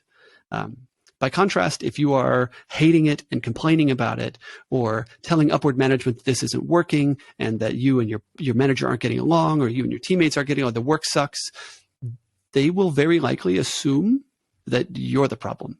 And in truth, if you're complaining a bunch about the people that you work with and not taking ownership of your own shortcomings there, you probably are the problem. It's something that folks early in their career often don't have a good handle on. So step one is be doing well at the team. Step two is go shopping, but do it cash. If you're at a big tech right now and you're trying to leave your team, step two is go talk to people from the teams you're interested in. Grab lunch with them. Ask them about their work. Not the manager, just an engineer on the team. Do this grassroots. Go have some conversations with some people and see where the chemistry is. Most importantly, you got to answer two questions. One is the thing that I'm unhappy about going to be different in that team? Because maybe it's not. Maybe you switch to that team and you're just as unhappy. Maybe it's the grass is greener until you get there and you realize it's the same grass. And the other thing is what you're good at. Is it going to be valued by that team? Often when people leave teams or companies, they assume that that company didn't understand what I have to offer. And whenever I go to this other place, they're going to value me. The things that I'm great at or energized by, they will be there. And also maybe not. Maybe those things won't be there. So say you want to join a new team, you got to figure out if that team is actually what it looks like it is on the outside, on the tin. Build a relationship there. Meet the people on that team. Get a sense of what's going on there. Then maybe you have a chat with their manager, the manager of that far team, the remote team, not remote team, sorry, the other team. If you do this, you can start to build a pathway for yourself that curtails all of the nonsense of like official team transfer stuff. Any big tech that says it's done by the book and you fill out the paperwork and that's how it works, that's fibbing. That's not how humans work. Humans work by networks and emotional connections and what they believe can be true of a situation. And if someone sees you excelling on your team and deeply interested in what they're doing, what they're going to say is, that's really exciting. I want to work with that person. How do we get them? And if what they see is someone who's deeply unhappy and frustrated and like rattling in their cage on their current team and hating their manager, trying to get out, they're going to feel like that's a super high risk person to bring to their team. So excel, build some relationships, talk with the people, and then figure out, find that crucial moment where you can say like, hey, like, could I join your team? Or maybe they even offer it to you. Maybe they say, hey, why don't you work with us? For what it's worth, this is how I left the first team that I joined at Facebook. I joined an infrastructure team. I was building configuration and management tools for deep infrastructure components. And I was really, really having a bad time there. My team did not understand user interface engineering. They weren't product people. They were infrastructure people. My manager wasn't great. He was an immature dude, stellar IC, stellar technical contributor who was a terrible manager. We were not getting along. I was doing well. I was getting my work done. Like I wasn't a bad contributor. I was just personally driving myself into depression without realizing it because I was having such a terrible time on that team. What happened was Zuck and who else was on this team? Boz was involved. A bunch of early star people were building a thing called Facebook groups. They were rebuilding it. There was an initial version of it, but they were rebuilding it. And they were working 6 or 7 days a week on it. And they put out the call across the team saying, hey, we're looking for anybody who would want to offer some extra time. And literally they were saying, hey, if you want to come and work for free, you can work on this. Millennials today, and the millennials and what comes after are like, what? You want me to work for free? My weekends, work-life balance. Sorry, I'm not that guy. I'm somebody who's trying to succeed at life. And if that means I work a weekend or two, I'm fine with that personally. Where I'm from, the culture I come from is not one where you take an opportunity for granted because you wanted to go to a nice restaurant on Saturday. I just am not wired that way personally. I'm wired for winning at life. And if that means I have to grit my teeth and get some stuff done, I'm willing. So anyway, me and another member of my team, the not great team, we heard this call. And we thought, well, that's a stellar team. Those are people at the core of this company saying, does anyone want to help? So we just went to where those people were. We went to the meeting room that they had occupied as a war room and said, hey, what do you guys need? And it turned out they needed people who knew the PHP stack and they needed someone who was really good in front end. My friend Chris, shout out to Chris, he joined and so started working on the server side plumbing of the new Facebook groups experience. And I worked on implementing the new user experience. And we did that on late nights and on Saturdays and on Sundays. We worked really hard. It was several months of 6 or 7 day weeks. So you were working on the UI of the timeline implementation for the mobile, or is it something else before that? Before that, yeah. So timeline came after. The timeline opportunity came up because I did this. So what happened was we said, hey, folks, can we join this effort? And they said, yeah, the more the merrier. Get in here. We have work to get done. And at that point, the person who sat across the table from me was a guy called Boz, who's now the CTO of Facebook, and down the table from me was Zuck, and it was just a stellar team of early people. I'm trying to think how to So what happened there was we were contributing nights and weekends, and they said this work is too important. We need you to do this as much as you can. And so they actually did the back channels. I didn't even have to do anything. They helped move me out of my existing team. And I had one of the worst experiences I've ever had in tech, which was my boss at the time was so unhappy about this whole situation that he took my performance review as an opportunity to crap on me. He sat me down in a meeting room and said the words, I'm not even joking when I say he said, I would not give you this promotion. I don't think you deserve it. But Boz, who's the guy who's now the CTO of Facebook, Boz says you've done well on Facebook groups, and so here it is. And then he gave me the promotion and spent the next 25 minutes just shitting on me, telling me everything that he felt I had not done well. A lot of cognitive dissonance in that conversation, if I'm honest. And I got away from that team because I had excelled against that headwind. Like I went to another team, showed that I was willing to work super hard, showed that I was willing to put in the hours, and those great people were able to look at me and go, well, we value you. So they did the work for me. Like I was able to switch teams effortlessly, basically. And I got a promotion against my own manager's will in the situation, which is unheard of in many tech companies. Like often your manager decides your fate. And if they don't like you or if they don't think you're doing well, that's it. The only way to beat that is to have other people's impressions of you and for those to be positive impressions, which is exactly what I did. I didn't know the algorithm by then, by the way. I was still just following my own passions. I was so excited about the opportunity to work with those amazing people. I went for it, and it worked out really well for me. Jing Chen is an engineer that I worked with a bunch over the years, and she once had a quote on her Facebook profile, which was, the harder I work, the luckier I get. I believe this. I know it's not very millennial or whatever. It's not very modern, but it's the truth. Modernity be damned, I guess. Because of that, because I was in that position, I was connected with those folks working on products. I started drifting into the mobile web stack. I started drifting into other product work. The opportunities came to me because I had built a reputation for myself enough to be desirable by other teams. And that's where the timeline opportunity came from. So you did a pro gamer move. Maybe. What do you mean? Yeah. So you actually, instead of actually your manager tried to do something to, let's say, shit on you, you did so good that your manager can't even shit on you, to the point that you got the blessings of Zuck and what's the name of CTO of Facebook? Oh, it's Andrew Bosworth. He just goes by Boz. Boz. So you got the blessings of Zuck and Boz to the point that your manager can't even do anything to you, and he gave you the promotion. Yeah. Yeah, it's real weird to have someone tell you, "Here's your promotion. Also, I don't think you deserve this." But that's how it's like. Here's the fun part. It's like he's giving you it with a I'm gonna say this with a heathen heart, or it's like a heated heart. It's like he wants to give it to you. He doesn't want to give it to you at the same time, but he's forced to give it to you because you actually did a pretty good job. Yeah, for what it's worth, though, I don't hold hatred in my heart towards him. If I look back at who he was then with the lens of like experience and management and like just growing up a bunch and healing from a bunch of my own stuff, I look back and I think I wasn't good by his definition of good.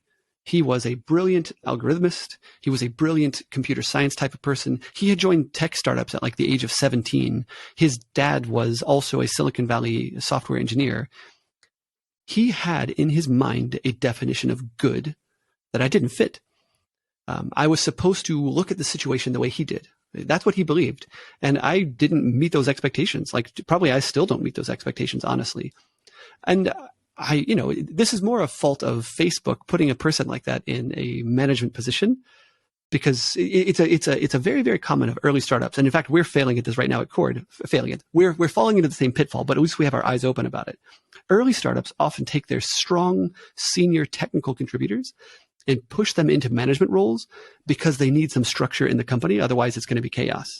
And often those very senior technical people never had nurturing life experiences. Often what made them amazing senior technical people was how brutal they were internally, how extremely high their own internal expectations were. That's why they became such good programmers.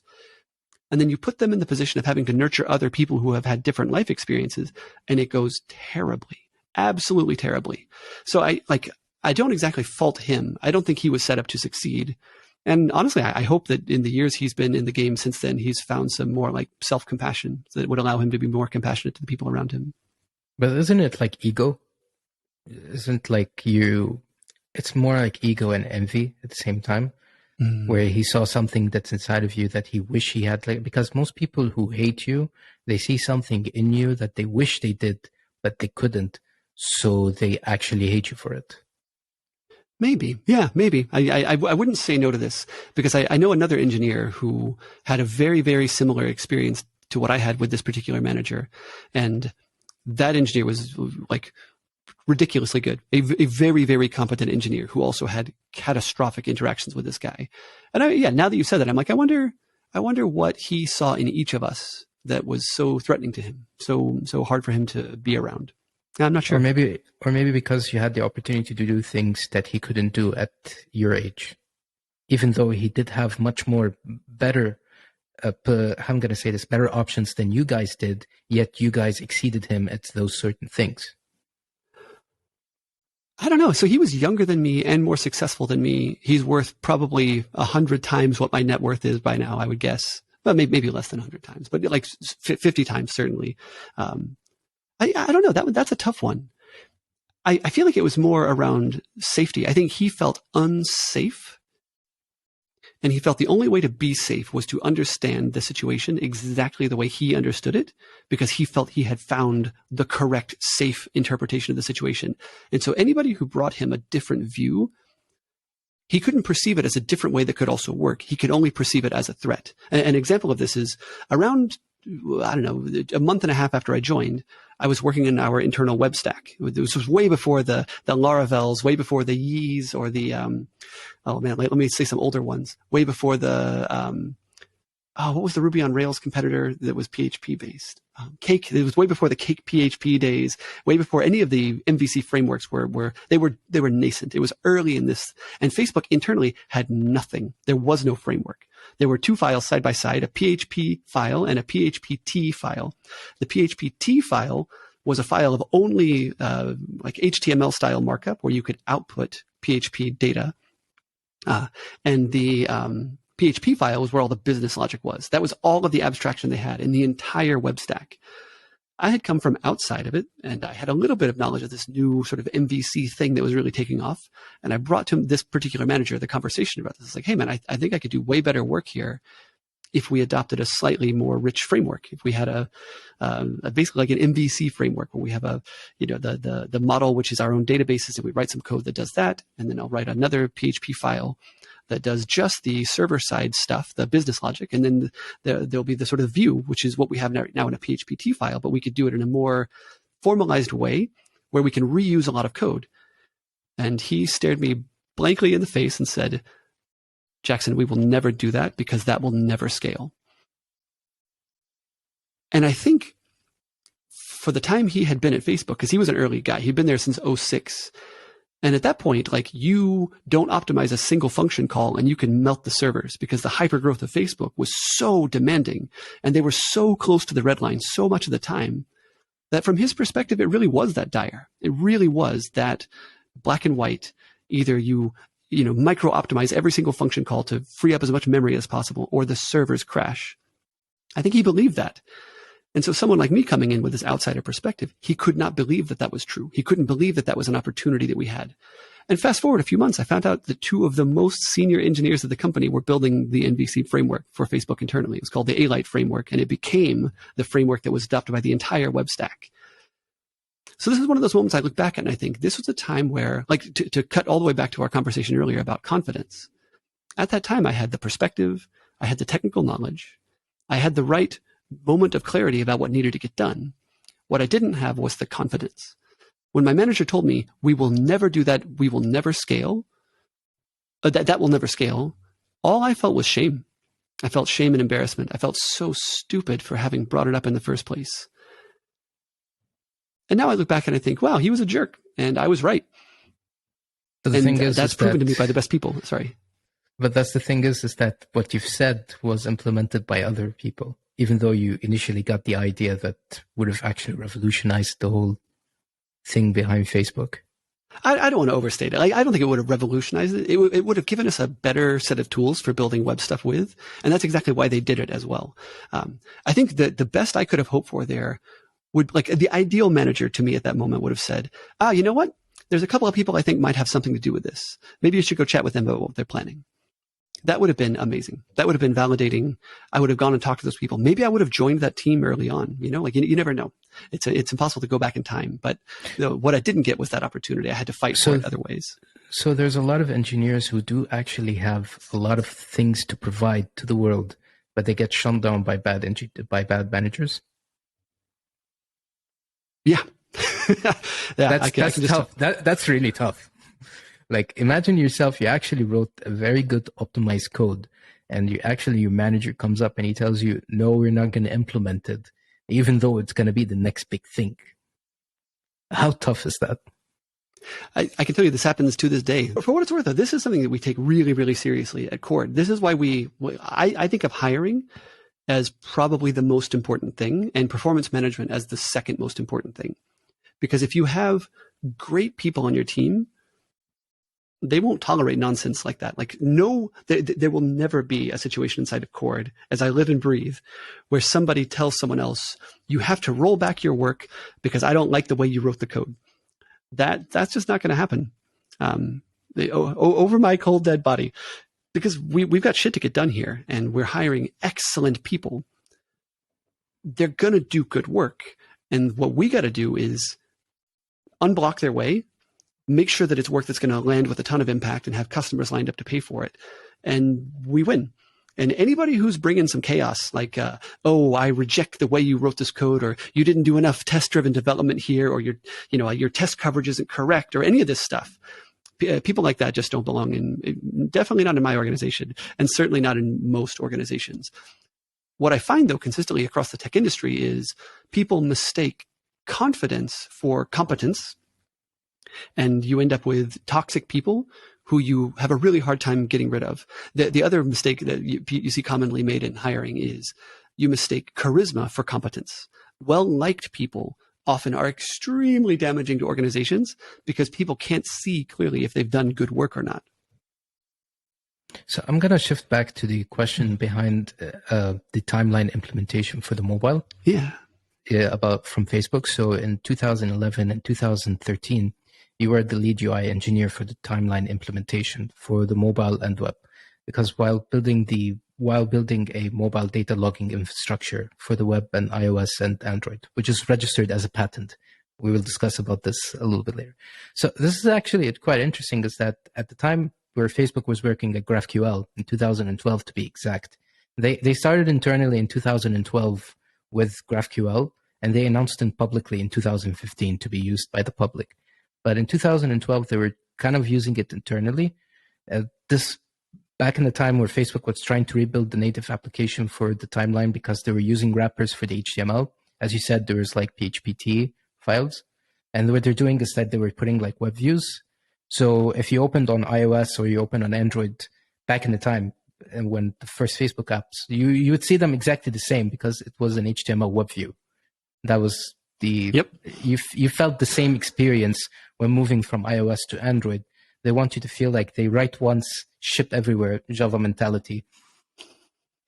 And but it turns out there's a hassle because where I'm going to say this is that the newsletter feed API was pure HTML at the time. So back then you implemented the timeline API to be mostly an actual API. Would you like to talk about the implementation? Oh man, there's so much there. I'm actually not sure I understood the question. I do want to throw a couple of qualifications in there though.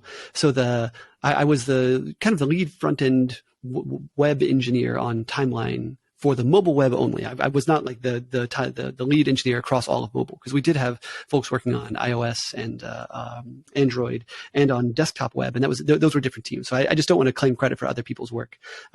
Also, I wasn't there for the whole thing. I was there for the majority of the build out, a ton of the iteration. I worked on that for months and months and months. And then later on, I transitioned out of that team, probably sooner than I should have in hindsight, but I didn't know at the time. I didn't realize I was not optimizing for reward there. Silly me. So anyway, I just didn't want to claim credit where it wasn't due. But the internals of how we built timeline for the mobile web and like the iteration we did there, I can tell you all of the war stories about that you want to hear. But I also don't think I've actually understood your question about the timeline API. So the newsfeed API was returning pure HTML. Then they start to optimize it to be an actual API that works to view it as a native. So back in the time, when you want to get like newsfeed APIs, if you want to get the newsfeed, it's just an HTML render of the website, and you're trying to get HTML pages and you try to render them, which is quite slow at the time. Then they switched towards the native approach. Yeah, exactly right. Yeah, keep going. No, I just want to ask you about the implementation for this if you want to talk about it. Yeah, so I mean, I can talk about the history there. I mean, it's exactly what you described. The backend services. Well, it's sort of right. There was a backend service for the newsfeed. It was a very, very complex sort of ML model per person type of thing. Whiz bang. There was patents about that in its own right. And so rendering the news feed was a process of calling an API endpoint inside of our PHP stack and then passing that through a bunch of server-side PHP rendering code.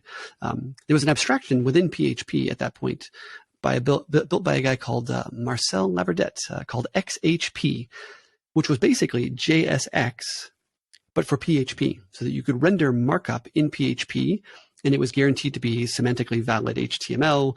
It was guaranteed to be using the correct abstractions within Facebook's UI rendering logic. It really solved a bunch of problems for Facebook at the time. But what it meant was exactly what you described. You couldn't get data out of a server-side endpoint. You got HTML out of a server-side endpoint. If you called a PHP endpoint with your query params or whatever, what you get back is ready-to-go HTML and CSS and JavaScript, all sort of pre-serialized and saturated and sort of streamed down to the client. That's a little bit too magical of an abstraction, but that's basically how it worked. And yeah, so it meant you couldn't do things like pre-render things on the client. Sorry, you couldn't do things like saturate data on the client. And it meant that the server round trip was you were paying the bill for the CSS and for the HTML and for the JavaScript every single time. You couldn't just transfer the bytes over the wire. And that all came later. That all came as Facebook matured and as more and more engineers inside of Facebook became mobile engineers. At that time, when I joined the mobile team in Facebook, there were like 30 or 40 people working on it. The whole everything, like all of it, the mobile web, iOS. At the time I joined the mobile team, there was one person. Shout out to Owen Yamauchi. He was the one mobile engineer working on iOS. And we didn't even own our own Android app at first. A lot of people won't remember this, but Google built Facebook's Android app first. And they gave us the code base. This is one of those weird things that like it'll never happen again in Silicon Valley history of this type of thing. But literally, Google's engineers built a Facebook app themselves and then said, we're not going to maintain this. Basically, as we started to succeed and became more of a competitor to them, they just gave us the code base. And we built a team around staffing. I say we, the management, senior people to me, built a team around it and built the Android team. Very weird. That is really weird. It's like imagine one of your competitors just creates an app for you just to make things fair. So at the time, it made sense, though, because when they did that, they wanted Android to be a successful competitor to iOS. And the only way to do that was to have a really great Facebook experience because Facebook was exploding. This was around the same time that we were clocking past 500 million users, headed towards 1 billion. It was also around the same time that mobile was just exploding. So Google had to get on that stage. They had to get some app out there, some platform out there that was going to be successful. And they saw the quickest path there as let's get this social thing onto these phones so that people can do Facebook on their phones. So that's why they built it. And we offered them server-side APIs for that era pretty early on, as far as I know. But that's actually quite interesting. I would never even think about this for a split second that Google would come up and tell you like, hey, here's an app. We made it for you. It's like some guy at Google was so frustrated that there's no app for Facebook and he just coded the entire thing. And we tell them like, hey, I coded this in an afternoon. There you go. And then all of a sudden Google realized, okay, we're shipping Android. So how about we ship this? And they just take care of it. But ironically, here's the thing. In like 2011 and 2013, there's like those Nokia Symbian phones. You know Symbian? Yeah. Who made this? Who made the Facebook app for them, you mean? Yeah. I remember there used to be like an app for Facebook on Symbian phones. That's quite interesting. If you worked on the iOS app and Google gave you the code for the Android app, then who was working on the apps that worked on Symbian Nokia phones? Yeah, so they must have had teams that built them themselves. Yeah, we didn't do anything to support them, as far as I know. Not much. Like certainly no part of what I worked on was offered to them. We may have had some unofficial, undocumented APIs that they had access to and API keys to or something. And also the Microsoft phones that have like a Facebook app. Yeah, this one I actually know. We worked more closely with them. Microsoft, I believe, was an investor in Facebook, or just, I forget the relationship now. There was a funding related relationship there for a while, and they built it, and we supported them in how they built Facebook for the Windows operating system. I remember this because we did a bunch of work to make sure that our pages could look correct in the Windows Phone OS design system. Which is quite interesting. So I'll move towards the mobile logging for the infrastructure, which is registered as a patent.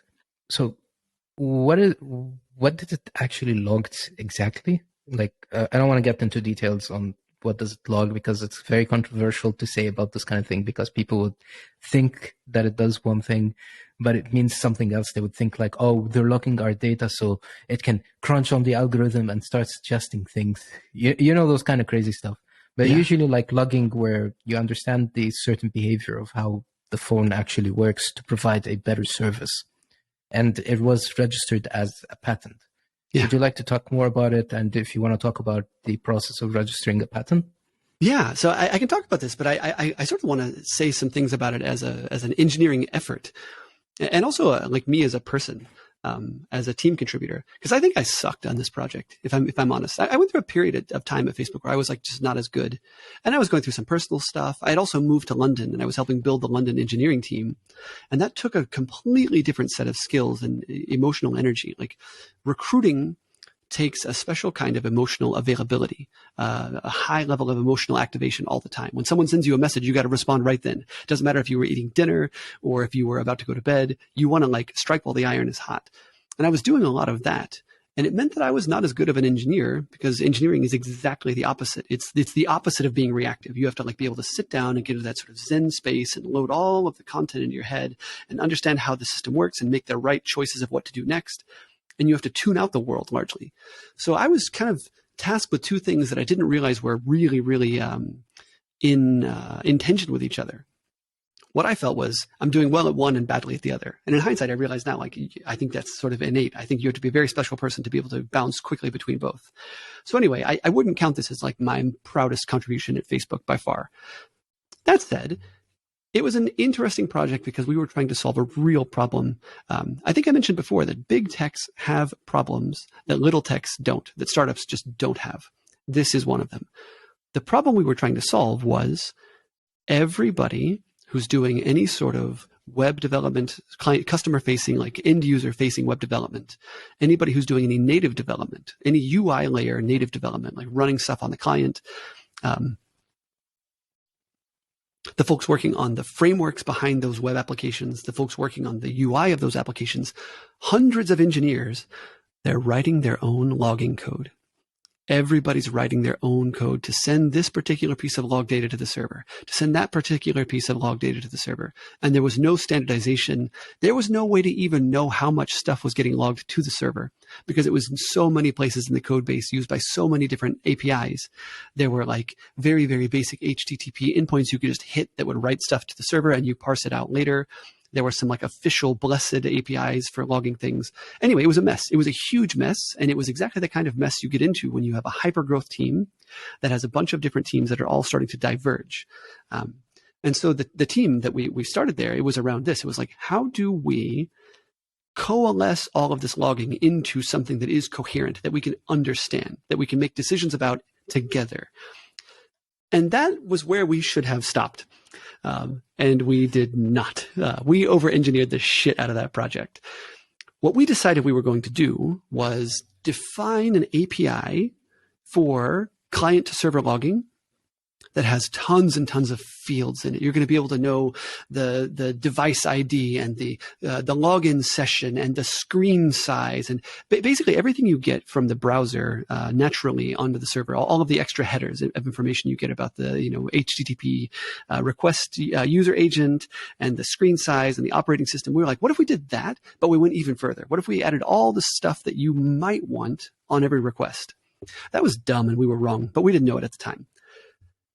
And so we did that, and we defined a really strict API for the definition of what the name of a log message would be.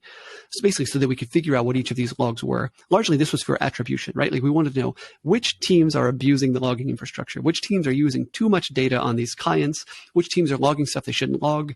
Let's make a really locked down API for how you can tell us what your log is, so that we can know and we can prevent you from abusing people's phones or their desktop browsers. It was supposed to be unified. And then we said, okay, we'll give a little space at the end of this API for metadata, for whatever stuff you want to know. So we'll do that. And then we went through the process of building that. I worked on the web part of it. Folks worked on the Android part of it. I worked with an engineer by the name of Robert Kiefer. Shout out Robert Kiefer on the Bonsai pipeline. It was the lower level abstraction for this. I didn't do much there, to be honest. Like I said, I wasn't doing great work here at that point in my career at Facebook. And we shipped it. And if you fast forward about 6 months and looked at what everyone was doing, the dream would have been that everyone was using this perfectly abstracted system the way we had intended, that they obeyed the APIs we'd offered them, and they were benefiting from the wisdom and the thoughtfulness we put into the sort of pre-building the data model, so they didn't have to think about what to log every time.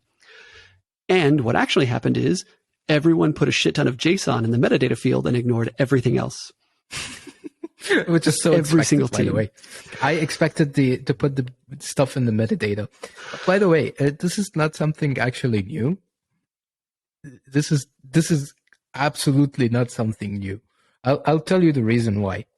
I've used on a website and a mobile app to track analytics using AWS. So they have something on the mobile. They created a framework, or let's just say a library, for using it on JavaScript. So you use it in React or Vue, or it's called Amplify. Mm-hmm. And what it does is that if you want to get like decent analytics, what they did is they gave you 2 routes. Either you configure Kinesis and use Kinesis directly with Amplify, or you would use Pinpoint. And from Pinpoint, you would actually route the data from Pinpoint to a Kinesis firehose. The firehose would sit into S3, and in an S3 bucket, you would get, let's say, an AWS glue that would crawl the data. And from that crawled data, you would ship it into Redshift, and from Redshift, you do the analytics that you want. What the problem is that the only way you can actually add data the way that you want it is from the meta tag, the metadata. So what I did is I actually spammed the metadata. Let's say I would say I want this tenant. Sounds familiar? Yeah, this sounds very familiar. And this tenant, this person's name, this person's email, what kind of action they did, what kind of thing they did, and we shipped it on an analytics form. I wouldn't say like it's kind of like a tough analytics kind of thing. So if you pressed here, I know you pressed here. But the only way I would know that you've pressed here is through the metadata. And we used to crawl the metadata.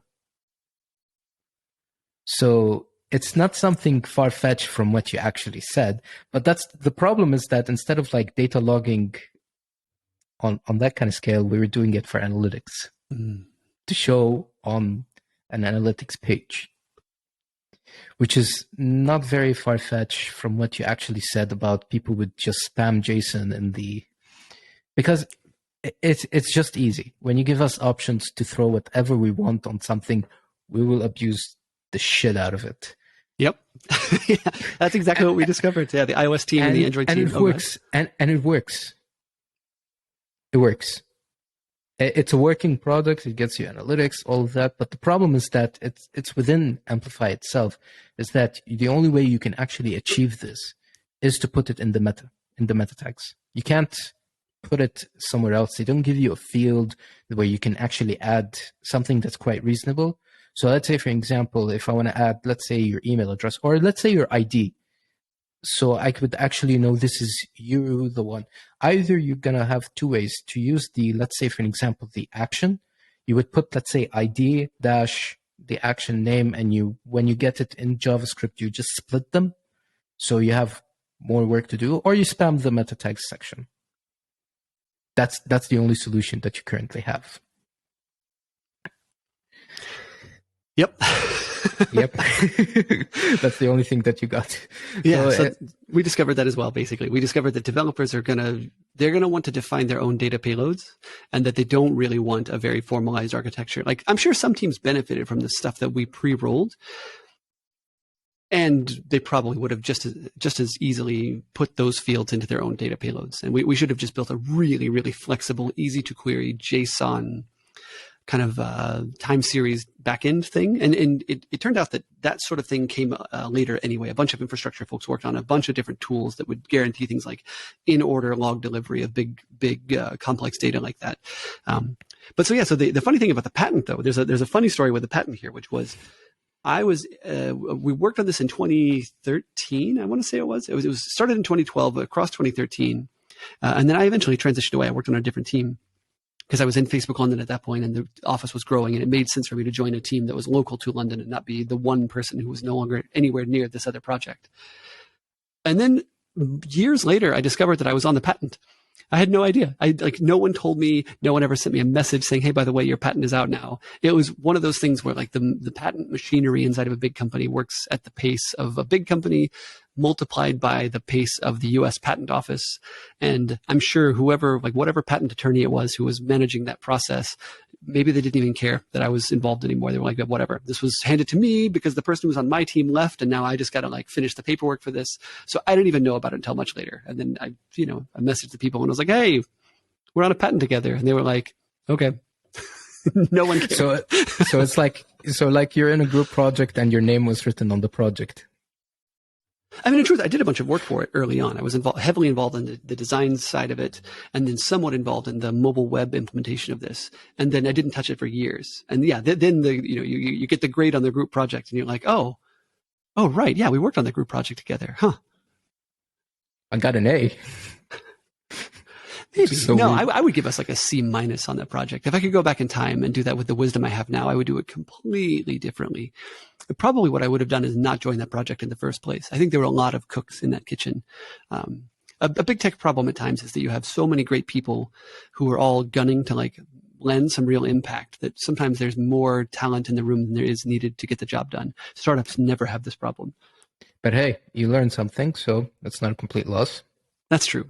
I wish I could have been the person saying, hey guys, can we pare this back? That is what was needed there. And nobody had the wisdom at the time to say it. So speaking of nobody actually had time to speak about this. So you were in 2012, 2016, you were in Facebook's team as an engineering team founder in London, where you have to tell people what they have to do and all of that. And you scaled from 12 people to around 100 plus engineers. Well, by the time I left, it was like 450 actually. We was sort of four times that many. Oh, really? Yeah. So a good portion of them relocated to the UK, and you kickstarted the first Facebook International Engineering team. Yeah. Some people in the Facebook Meta, and I'm going to say this, I used to say Facebook Developer Circle, but now it's Meta Developer Circle. So I'm trying to get used to this. In the Meta Developer Circle, there's some people actually ask the similar questions, but all of them were exactly the same. So I'm just going to ask them, what was the procedure towards finding the perfect candidate that would fit the Facebook engineering requirement? The thing is that it's something that I've discussed in previous podcasts where I said, what is the requirement to fit for X company, or in a very vague way. But since you actually were the kind of person who worked at Facebook, you would actually just know about what Facebook's procedure for hiring an engineer at the engineering department. Yeah, so this is one I can answer at a spiritual level, almost like at a deep, deep level. Because I think what made Facebook engineers early on was a huge amount of neurodiversity and one very, very, very, very common perspective that was unique, that was very different to how most people in the industry look at things. I happen to know some senior folks who are still at Facebook now, and there's a struggle inside the company because they're losing this. It's being referred to internally by people at Facebook today as Facebookiness, and how they are losing the Facebookiness of the engineering team at Meta.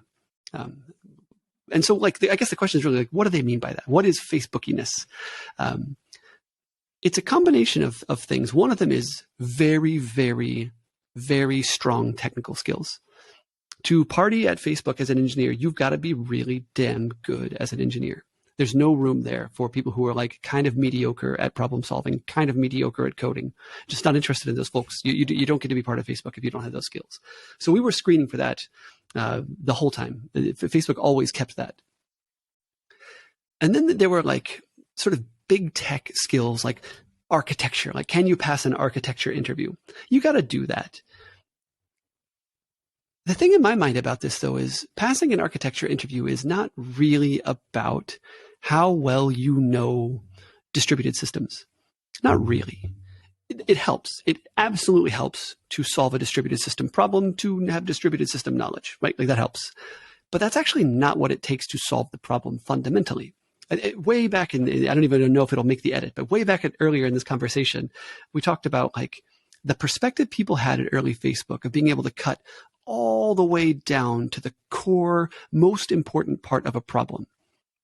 And to focus just on solving that and to understand that and to shape that. This is actually the thing that was different about early Facebook folks from later Facebook folks and certainly from average engineers in the industry. I'll give you an example of this of someone we've interviewed recently here at Cord who we decided not to hire. But it's exactly the kind of person who's from the common profile to find in the EU, UK sort of market who wouldn't be Facebooky. And, you know, Facebook calls it Facebooky because Facebook's a little bit egocentric as a company. Most good companies are a bit cultish, so I don't fault them that. In that way, Cord is Facebooky, so to speak.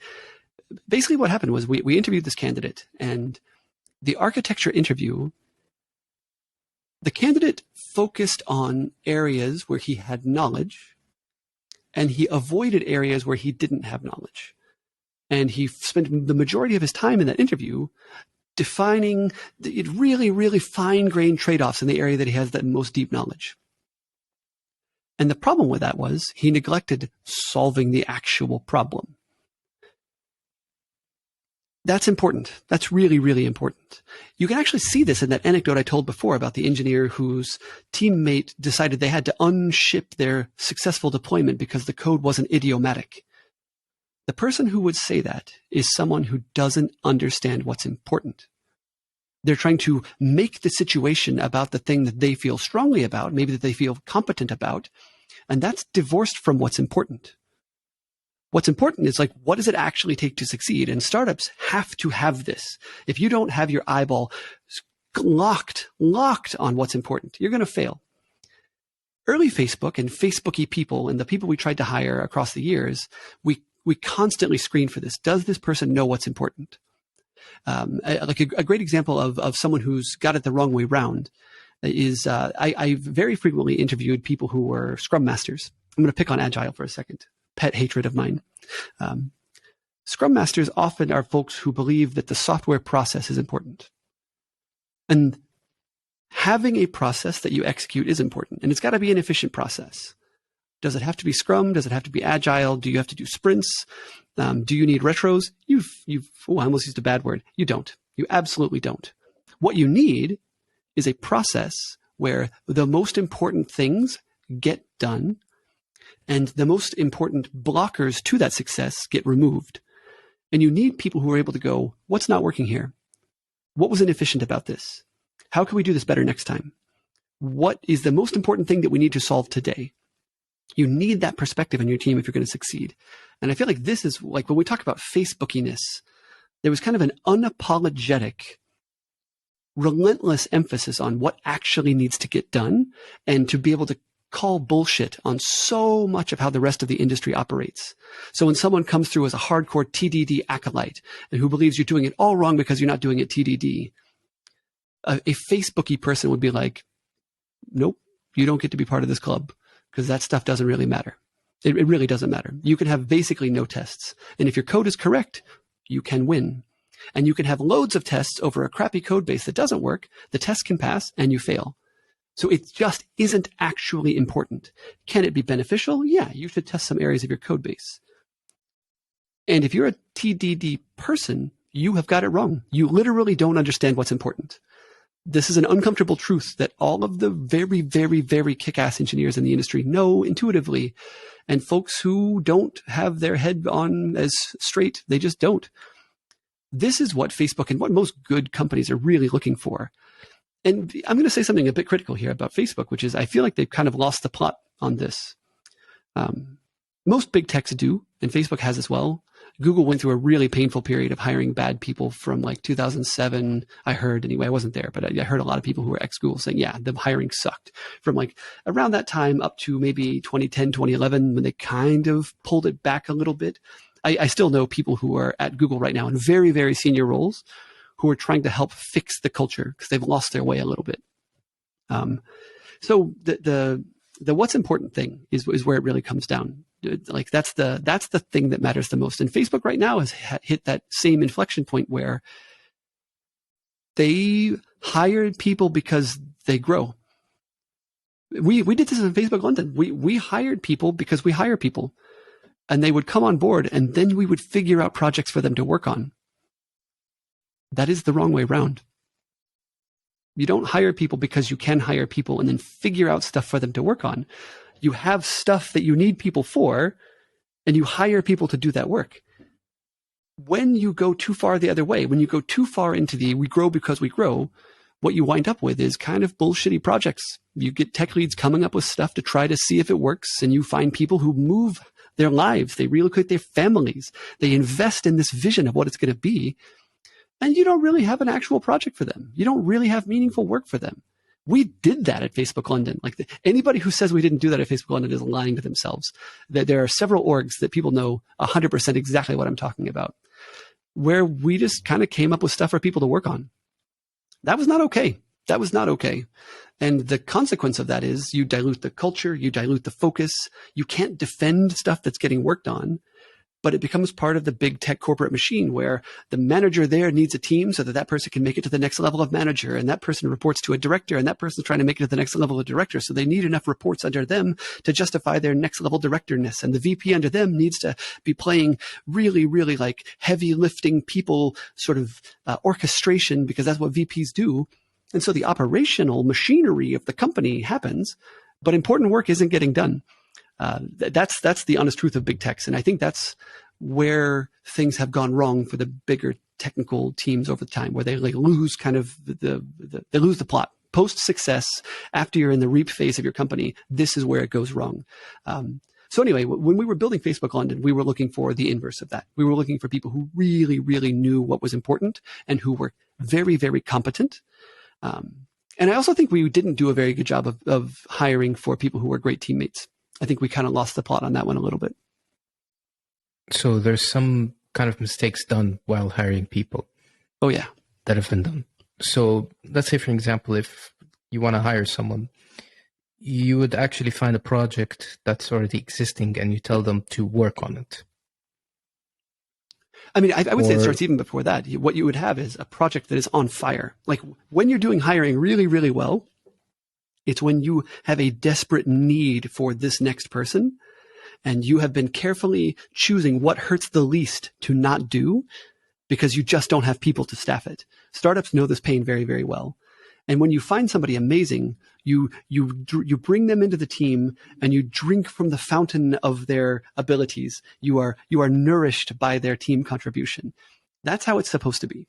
Yeah. And if you're doing it the other way around, if you're like hiring great people and then coming up with something for them to work on, you don't have that same urgency, right? Like the prioritization of that work hasn't happened because there was no challenge. There was no competition for priority. You could just work on anything.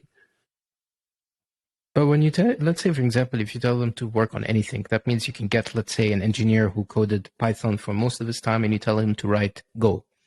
And you tell him, yeah, you learn the language, and then you move on with it. This kind of like thing. Rather than just getting a Go developer from the beginning. So when it comes down to programming languages, I feel like I'm ignoring the spirit of your question because I want to nitpick the specifics. I don't believe in programmers I don't believe in programmers being married to programming languages. When a programmer is a specific language programmer, what I just see is somebody who's calcified, somebody who's not really growing. And maybe they're happy there. Maybe they're like, yeah, I am a hardcore C++ person. That's what you hire me for.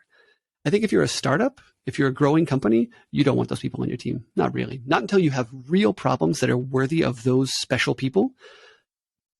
I would also caution there that there are elite C++ programmers and Go programmers. There are Java whisperers out there that you can hire who are absolute badass programmers who are specialists at that particular language and those particular abstractions or libraries or ecosystem or whatever. And then the other 95% of the people who have insert programming language name here, programmer, as their identity, they're just bad programmers. They're just calcified programmers who are stuck. They're not going to learn anything new. They're not going to bring great quality to your team. I know this is probably really, really hurtful for a lot of people to hear. I'm sorry. It's true. If you can't think of yourself as anything other than an insert language name here programmer, probably you have lost some of your flexibility and your dynamism, and you're probably bringing less value to your team, probably, unless you're one of those rare elites. But isn't those kind of people who, let's say, married to one specific language, wouldn't they want to be part of the 1%, the elite? Aren't they trying to become like those kind of people? Maybe. Yeah, that's a great point. That's a much more human way to put it. I appreciate you giving me a more human counterpoint to the brutal thing that I've just said. No, because there's the thing behind of it. Let's say if I'm a C++ kind of developer, so I would just use this kind of language. The point is that I want to become the best C++ developer, the elite, the 1%. So when I stick with just doing C++ only, I would put into positions where I've never seen before, but in C++. Which technically turns me into a elite person later on in the future that they would hire me. So, absolutely. So there's this kind of thing where I would choose a specific programming language because I've already learned the ins and outs of the programming language, but I want to learn the ins and outs in different case scenarios. If I'm seeing this exact same case scenario, if it works, for example, you can shit on those kind of people if they just use, let's say, if they're Java developers and the only thing they do is Spring Boot, okay, you have the rights to shit on those kind of people because there's nothing going to go beyond that framework. But if you're the kind of person who sits down and learn the ins and outs of Java and how to control, let's say, stuff in memory and optimize things to work properly, I would give them credit for those kind of people. 100%. Just to not be shameful for those people who actually stick with one language, because sometimes it does make sense. I think what you've said here is very fair, and I'm retracting a little bit from what I've said before, because I do think I said it overly harshly. Yeah, it's more overly harshly, because the reality is that each person sees it in a different perspective. So let's say, for example, I would see this in one spectrum, you might see it in a different spectrum. So that's why you can't blame those kind of people for choosing this kind of decision. That's a point. I don't know. I feel a little bit defensive of what I said before, though, because I do think that, like, the majority of programmers out there, I'm talking like if you take all of the programmers in the whole world, take all of us, one big pie of all the programmers, just by like probability distribution, some of those programmers aren't growing. Some of those programmers are like topped out in their careers. They're never going to be better than they are. They're never going to be trying to, like what you described, I'm investing in this deep knowledge, this deep technical discipline. I'm investing in that. I want to be the Andrei Alexandrescu of C++. I want to be the, what's his name? Is it Pike? Is it Mark Pike, the Go guy? I forget his name. Something Pike. I want to be that person. I want to be that top tier contributor. 99% of the people, they just want to get a paycheck at the end of the day. Okay, yeah. So if you say that, we're actually on the same page. Okay. Yeah. So let me tell you this: most of the people who don't want to grow, you can't blame them for certain things. Some of them, they join the programming world because they want to get a paycheck, and it gives them a very handsome paycheck to live in. So those kind of people, let's say, for example, they studied programming because they know they're going to get a huge pile of cash. They don't care what they're doing. They just learn one thing, they stick with it, and they say, okay, this is a working formula. I'm going to stick with it. I'm going to do it, and that's it. It's fine by them. It's a working business. It works for some people. Some people actually created family out of this idea. There's no shame out of it. But you cannot come up and tell them like, hey, just because you learn one language doesn't fit. To him, it's a working strategy. it might not fit here, but it fits somewhere else. I agree with that, but I also think, like, the kind of the line of questions we're talking about here is like, what was a company like Facebook looking for? What were we hiring for? And I would argue that it's all the same. Really, if you cut it all the way to the core, all of the best teams in the world want the same thing. It's relentless problem-solving people who are looking to grow, who are looking for challenges that are worthy of their considerable cognitive abilities, and who are relentlessly going to find the most important problems to be solved and solve those. But ironically, also, all of them were looking to get a paycheck at the end of the day. That's the ironic part behind it, is that even the people who say they're problem solving, they also expect to get the paycheck. They're not also just getting for just doing the problem solving. The 1% of all developers would be the people who actually enter the job just to problem solve because they love it. That 1% of people, you're not going to find them every single time. Most of them would say, okay, I'm a problem solver. I learned different kind of things on how to do things, but also I want that paycheck at the end of the week because I want to survive for my problem solving. The 1% of the people who actually do like to code to problem solve, they don't care about anything in life just to problem solve, those the kind of mystical people that the best kind of people that the Facebook and other companies want to hire. Which is so ironic. Agreed. No notes. I totally agree. Yeah. I'm going to shift towards a different question something that you actually did at Facebook when in 2014 and 2016, where you worked on the site's integrity and safety, which involves around the real-time abuse detection and to protect individuals on Facebook from bad actors.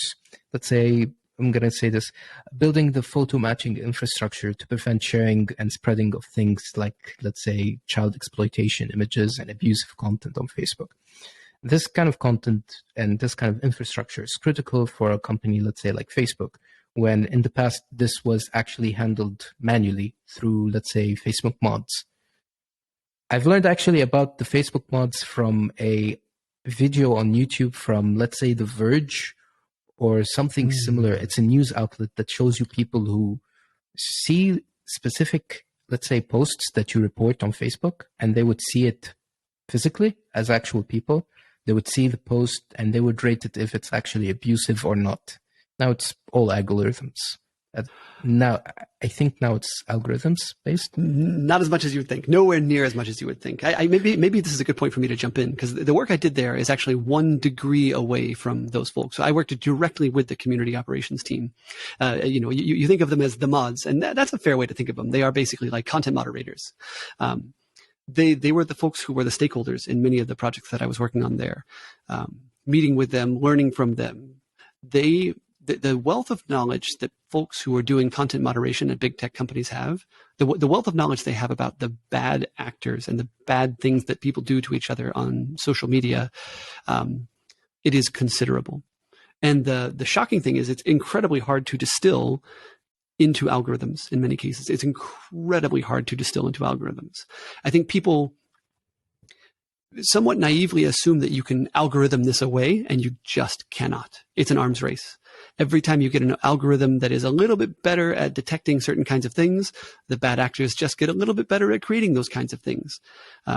There's basically like an arms race on each side of this. Algorithms trying to detect bad behavior and people trying to build better bad behavior execution mechanisms. And so because that arms race exists, there are always humans in the process. And for things like child exploitation images, for instance, that's something I worked on a bunch, unfortunately. Things I had to man, yeah. Well, you said there's a mental health question. Maybe we could talk about that later. Turns out that stuff is really, really bad for your mental health. To build those systems, it's really, really unhealthy. You cannot view the world with the same warmth after you've been exposed to that kind of stuff for a while. Anyway, the important part here is you do not want, the world does not want an algorithm doing this. You have to have a human there who can say what is happening here. There's so many layers of nuance for this. So many different things about culture, like what is considered to be a totally normal practice of, like, you take your kid to the beach and you don't have a top on your kid. In many cultures in the world, that's fine. And in some cultures in the world, that's very, very suspect. And the really nasty, extremely nasty part of this is there are many things that are totally fine to people who are mentally sort of normative that are sexual to the wrong kinds of folks, to sexual predators, to people who are struggling with their own attractions. And so how do you define what is exploitative if for one person that's fine and for another person that's sexual? This is extremely difficult. It's extremely nuanced. And in no small part, there is no way to win. I was actually in a Facebook Messenger, a Facebook group, a group of people who are ex-Facebook employees. And someone was furious in that group that their post had been taken down by moderators of Facebook because it was considered to be inappropriate content with a child. And they were like, it's a picture of me and it was their daughter or their niece at the beach. Like, how can you possibly consider this to be sexual? And there were a bunch of people who worked in this space chiming in on that thread saying, hey, look, this is one where humanity is nasty. You can't be angry at Facebook for this. We as people are messy. You think it's fine and somebody else thinks it's their favorite thing and they're saving that image for their own use later and you don't want to know what they're doing with it. And you can't fix that. That's innate to the human experience. That's kind of messed up a little bit. Yeah, it's real messed up. It's real messed up. It's real messed up. But the thing is that there's a different side to this kind of threat, is that even, let's say, for example, you want to put an algorithm to detect and shape and criticize the kind of content that you currently have. Some people would say that this is an invasion of privacy, and an algorithm would rule how you think and dictates. Depends on the kind of data that you actually put in the algorithm. So the algorithm might treat you nicely, but it might treat someone else in an unnice manner, which is a very biased kind of thing. It's not fair. So the problem is that you still need the human factor, regardless of what kind of case that you want to get into. So the problem is, I'm going to ask a question that's kind of weird. You see those kind of people who try to create a social media on Web3, where they say that we're going to have a decentralized social media. That is the first I can't help but laugh. Yeah, absolute amateurs. They have no idea what pain they're walking into. Yeah, I know. Actually, I do understand. The one thing that I actually did want to ask someone who's working on this is that how are you going to moderate the content that's going to post there if you cannot remove the content that they're going to post? So if some guy posted something that is so illicit, how are you going to remove it and moderate it? If you did remove it, that removes the idea of Web3 being a decentralized social media idea behind of it. And if you didn't remove it, there's going to be the humanitarian part where people will say, this is going out of control at a certain level. Yeah. Like people don't understand the depth that's currently happening. That last sentence, I think, captures it. People don't understand. Folks who are saying things like, you can't do an algorithm here because it'll contain all the bias of people and it's going to be the computer ruling you. The thing that perspective doesn't hold is bad actors are going to use algorithms. They're going to use GPT-3 and other competitors to that, other similar projects like that. They will be used adversarially. They will be. In fact, I am very, very confident that they already are. A huge portion of all of the content and all of social media, Twitter, Facebook, Google+, LinkedIn, everywhere you look, the private messages, the group posts, they're created by people who are leveraging every weapon they can in essentially an information war. The problem is, if you are willing to use those tools for bad, you can outpace the ability of the good actors. Computers are thousands of times faster than people.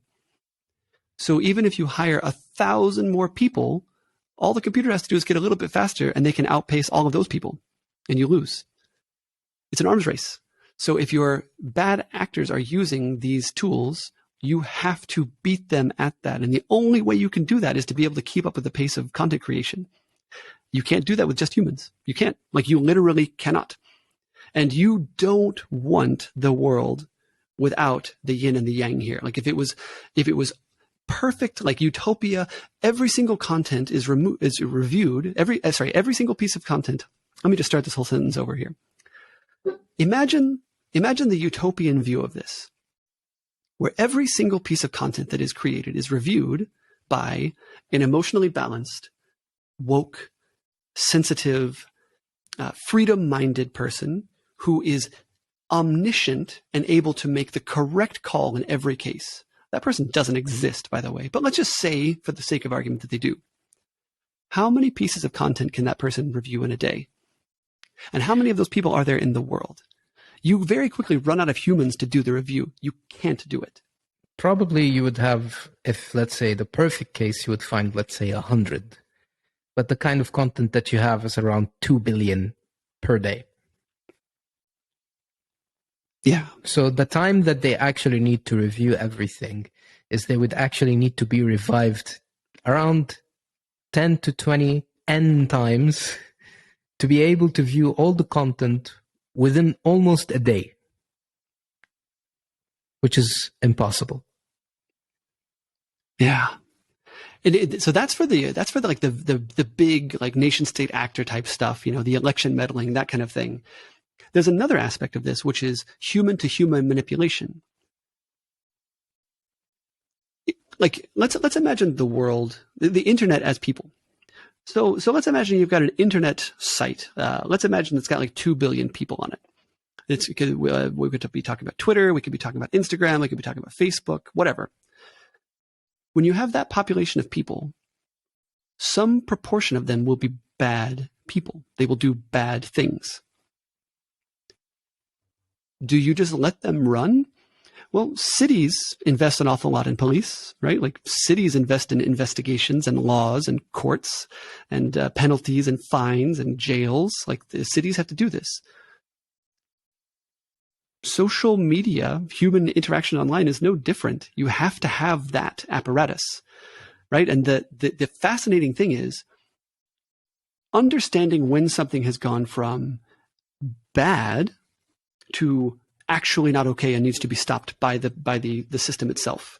So I used to work in an area called sextortion. I know I could write a book about how sextortion works. For those who are uninitiated, sextortion is extortion leveraging an asset of a sexual nature. So the most common pattern far and wide across the whole world is a lonely dude in like Omaha, Nebraska, who gets a friend request or a Twitter direct message or an Instagram request or whatever, or a message on WhatsApp from like a smoking hot 24-year-old college student from Arizona. She's into him. She's so excited by him. She can't believe he's single. And he's like, this is the best day of my whole goddamn life. This hot 24-year-old is into me. I love it. She's friends with my friend Dave. We both know Dave. It's going to be great. But he doesn't want to talk to Dave about it because Dave might get in the way of this. He's got to keep this private. So she says, why don't you send me a pic? And he says, yeah, you're damn right. I'll send you a pic. I'll send you 10 pics. And he does. And she asks for more. And then he does something on camera that his mother would be ashamed of him for. And then she says, great. I am friends with all of your friends. I've got your daughter and your ex-wife and your pastor and your friends from college. I have them all now because we became friends on your social media platform of choice. I'm going to send them these videos or these photos or whatever if you don't send me $500 via Western Union right now, right this very minute. This happens on every social media platform in the entire world, all day, every day.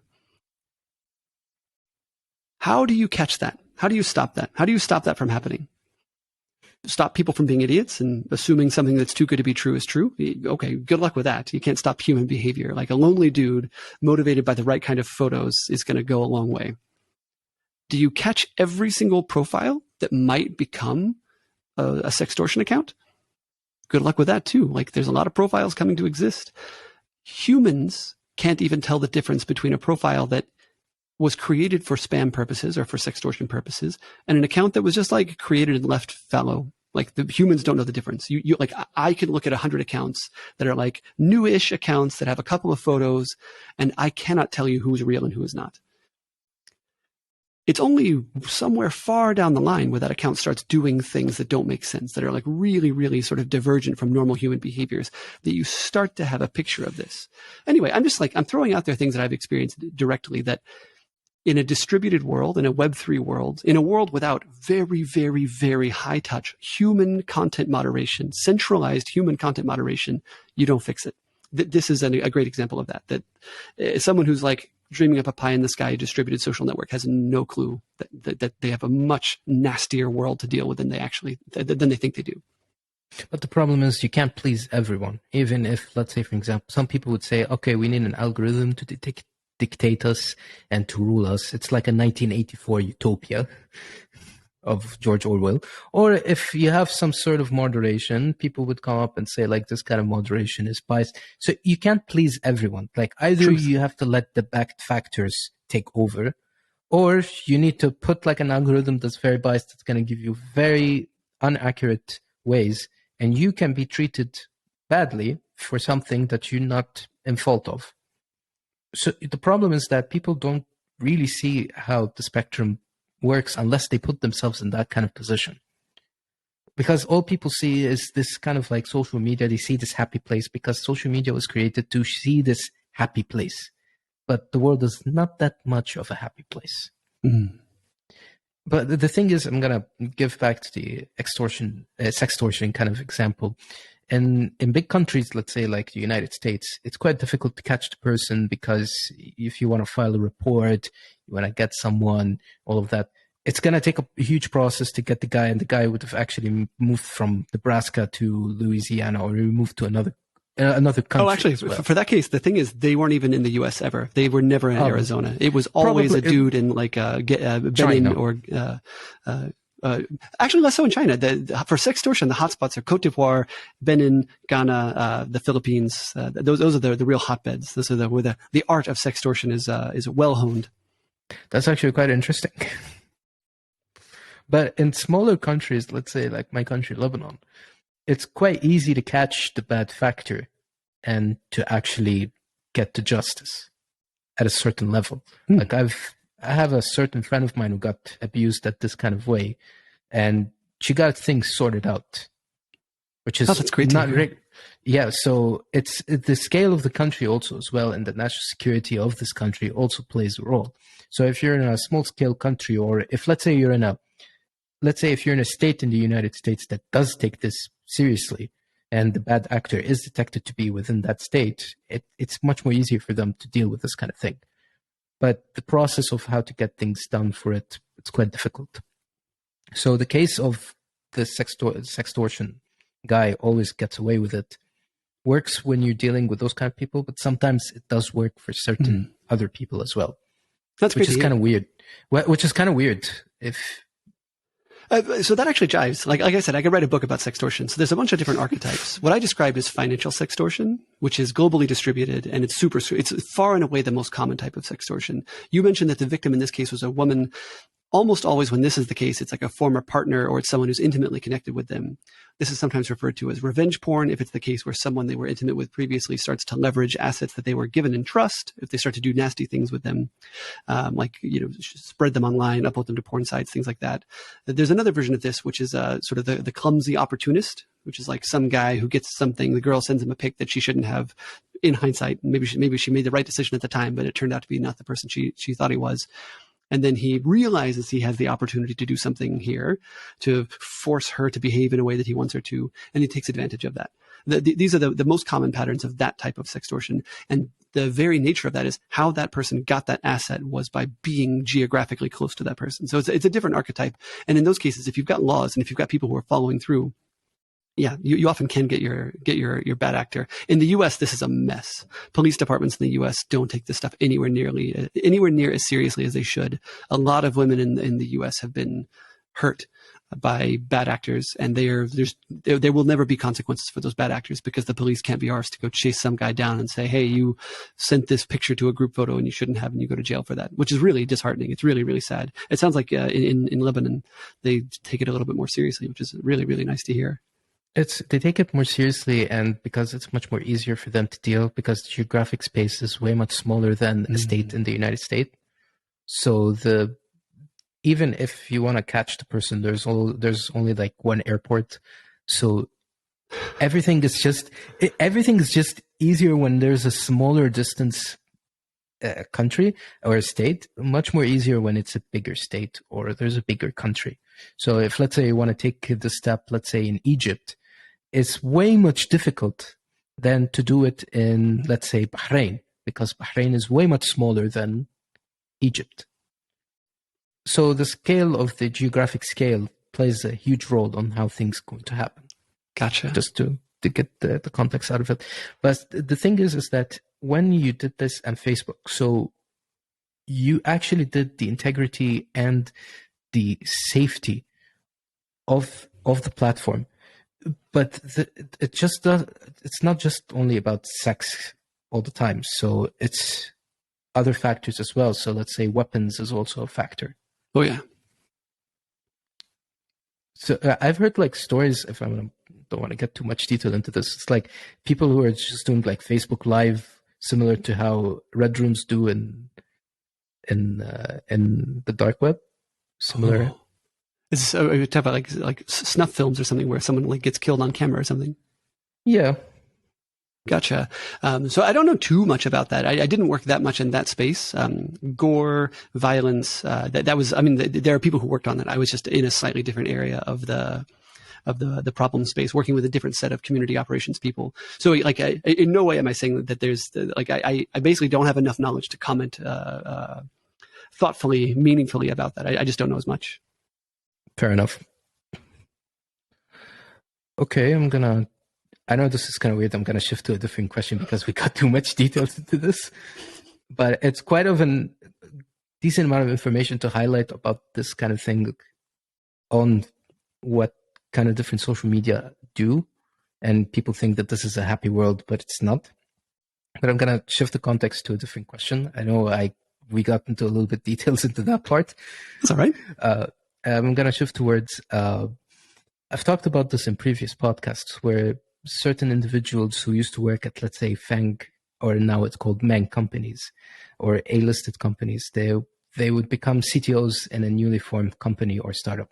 I'm not blaming you for this. I'm not blaming you or any of that. I'm just saying this in a very general case. The pattern has been seen recently where someone worked at Facebook or Google for like 2 to 5 years. They move towards a startup. They appoint them as a CTO because the startup CEO or the founders or the shareholders think that this certain individual is well-skilled or well-fitted to become a CTO. I want your point of view on this and to discuss this further. Is this the case with every single CTO who used to work at, let's say, an A-listed company and they're moving towards startups? So it really, really depends. There are as many. Let me say it positively first, and I'll say it critically second. So positively, there are a bunch of great engineers who go and spend some time at a big tech, learn the ropes, absorb the wisdom of the people there, catch up to the state of the art in the industry, and then they want to go and build something from the ground up. And they're well poised to do it. At that point, they will have learned how to hire well. They will have been involved in interview loops and interview debriefs. They will have seen how good engineering teams operate. They will have absorbed great engineering practices. When you're in that position, if you also have the personal maturity and the hard work and the grit required, the emotional resilience required to be a leader in a small company, yeah, like why not? Like why not go and do that? One way to think about this is the way people are remunerated in startups versus in big techs. In big techs, if you're like a senior engineer, you're probably going to be making north of $250,000 a year, basically at any big tech. That's like roughly where sort of first degree senior lands you. And if you're more senior than that, you're going up to like 400,000 per year. And if you're like very senior, we're talking like what a Google would call like an E7 or a Facebook would call an E7 or beyond. Then you're in probably the $500K to $1 million a year range. Like you're earning really, really good money. A lot of people don't know that about the industry, but the top end is very, very disproportionate. You really make like you could easily be making 10 or 20 times more than somebody who's at the start of their career in the same company. Interesting detail about how big techs pay people. So one of the interesting things about being a CTO leaving a big tech is if you weren't on your way to being one of those super, super well remunerated unicorn type people inside those companies, I shouldn't even call them unicorns because there's lots and lots of people who make that kind of money in big techs. Like it's not a unicorn thing at all. It takes a particularly, you got to be really clever. Like the people who make it to that level in big techs, they're usually like 2 or 3 or more standard deviations of IQ higher than the average as like a baseline. You just got to be clever enough to absorb that much complexity and to stay in context on that much stuff happening all the time. You just have to have a really powerful brain. Like it's not as if IQ makes all the difference. It's literally like how fast can you process how much you need to process to succeed there. So, assuming you're not lined up to be that person, but you do have good organizational skills, you do have good leadership skills, you can take what you've learned and distill it and bring it to other organizations, you might actually be able to make more money at a startup. If you believe in your ability to deliver something to the world, that's one reason to go, just like the purely financial side of it. Then another way it plays out is like maybe what you really are passionate about, it would be like a footnote at a Facebook or a Google. You see this all the time that like there's the website Killed by Google, and Facebook has the equivalent of this. There was a company called Parse, and what Parse did is something very similar to what we're doing at Cord, but they did it at the layer of it's basically like a perfect competitor to Firebase. So Parse tried to build, didn't try. Parse did build a large part of what Firebase is today, but years before that succeeded. Facebook bought them, had a really terrible time coalescing the culture of that team into Facebook's culture, didn't really have a vision for what they were going to do with it, and then shut the project down. They open sourced it, actually. I mean, sure. They actually open sourced the project, and I think there might be a chance that the Firebase team did take what Parse actually built and reinvented their entire strategy to work on this. I've actually used Parse when Parse was owned by Facebook. It was by far the best thing that I have ever used in my entire life. It was really good at that time. It was like in 2015, as I would remember. Yeah, that was like peak Parse. Peak Parse. It was so good. I am not going to lie. Yeah, but the problem is that it's like they bought a company, they try to hold things up, and it didn't work out as expected. But the good part is that instead of just killing it completely and just going under the drain, they open sourced the project, which a lot of people now can use the Parse server, but they have to host it on their own. So I don't want to be too negative here. I feel like I've been a bit negative in this conversation, but I don't know, I'm a critical person. No one would accuse me of anything otherwise. While they did open source it, they also shut that thing down. They killed Parse. Like Facebook killed Parse. It doesn't exist now, right? Like it's gone. Open source, sure, but you don't see Parse on the trajectory now that it was on before Facebook acquired them. And the reason this is important. I got the point where it's killed mentally, as in that's it. Even though the code is already there, it's killed as in people are not going to adopt it the way that you would actually expect it to be adopted. Yeah. And so this is the story of a bunch of amazing technology inside of big tech companies. Like a huge amount. Facebook constantly builds things, does an experiment with them, watches them get adopted by 10 or 20 or 30 million people, and then says, it's not really Facebook scale. Shut it down. The thing is, if you were a startup founder doing that exact same thing and you got exactly that same traction, it would be a wild success. You would have venture capital firms just throwing checkbooks at you, but they're not. It's not success by the statistical significance sort of scale of Facebook or of Google or et cetera. And so if you're passionate about bringing something like that to the world, you kind of got to do it at a startup because even if you succeed wildly inside of a big tech, it won't even make it onto the radar of the average like VP of engineering at a company like that. It's not important enough. So that to me is another reason you see a bunch of people turning out of those companies and going and building things themselves. And then I'll say the one other counterpoint to this, which is like some of them are just jokers. Some of them are people who are full of themselves, didn't succeed at big techs. You see this a lot with somebody who's like 1 year, 7 months at Google, and now they're the CTO of their company. People who are in the industry would be like, maybe. or maybe you didn't make the cut at Google and you're a bit too full of yourself. In fact, we interviewed someone here at Cord 2 or 3 months ago now, currently at Facebook. And I looked at this person's profile and it was like CTO co-founder 1 year, CTO co-founder 9 months, CTO co-founder, 13 months, CEO sole co-founder, CEO sole founder. And then it wasn't even a year. I think the person had been in Facebook for 11 months. And I look at this and I thought, this is a toxic person. This is somebody who has never learned to work on a team.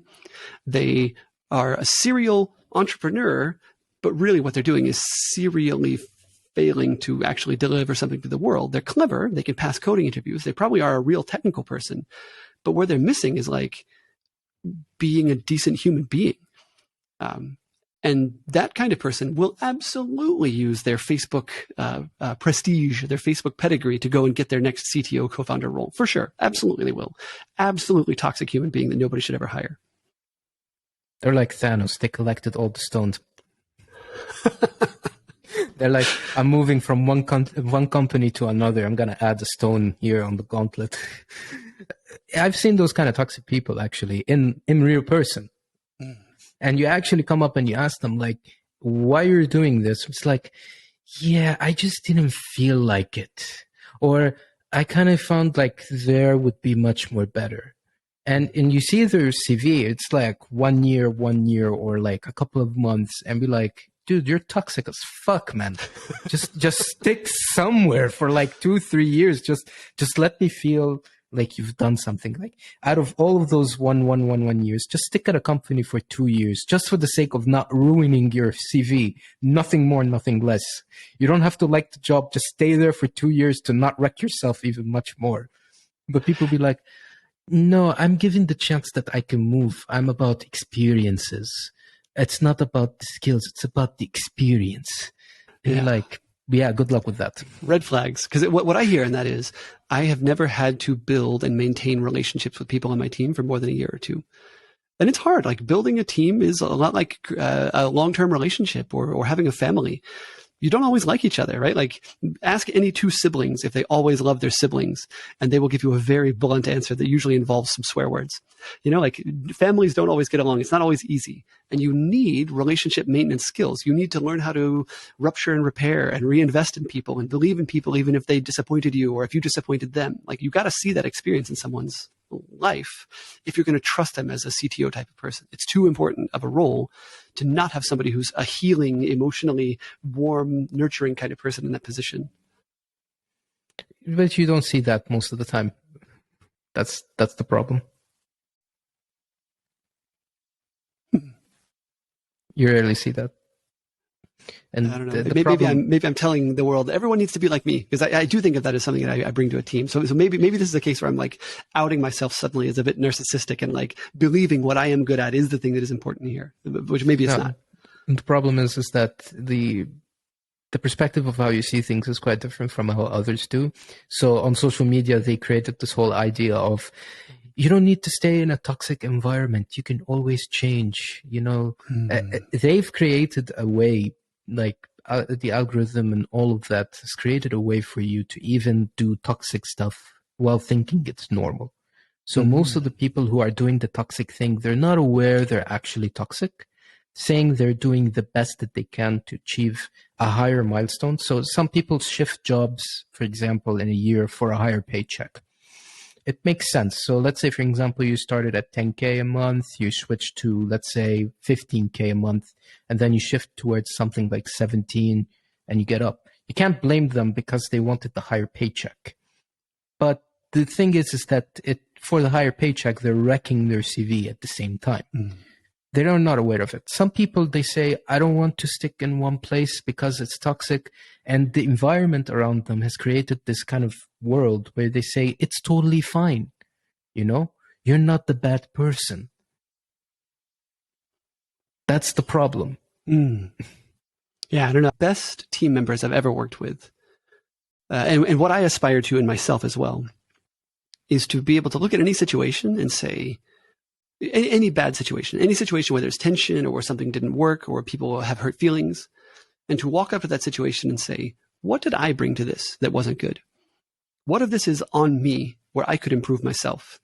And I feel like that is a rarer quality as I've been building teams, and especially from, in sort of woke social media kind of culture, I do think there's a little bit of like, if you feel hurt, it is definitely the world's fault and someone else is to blame here.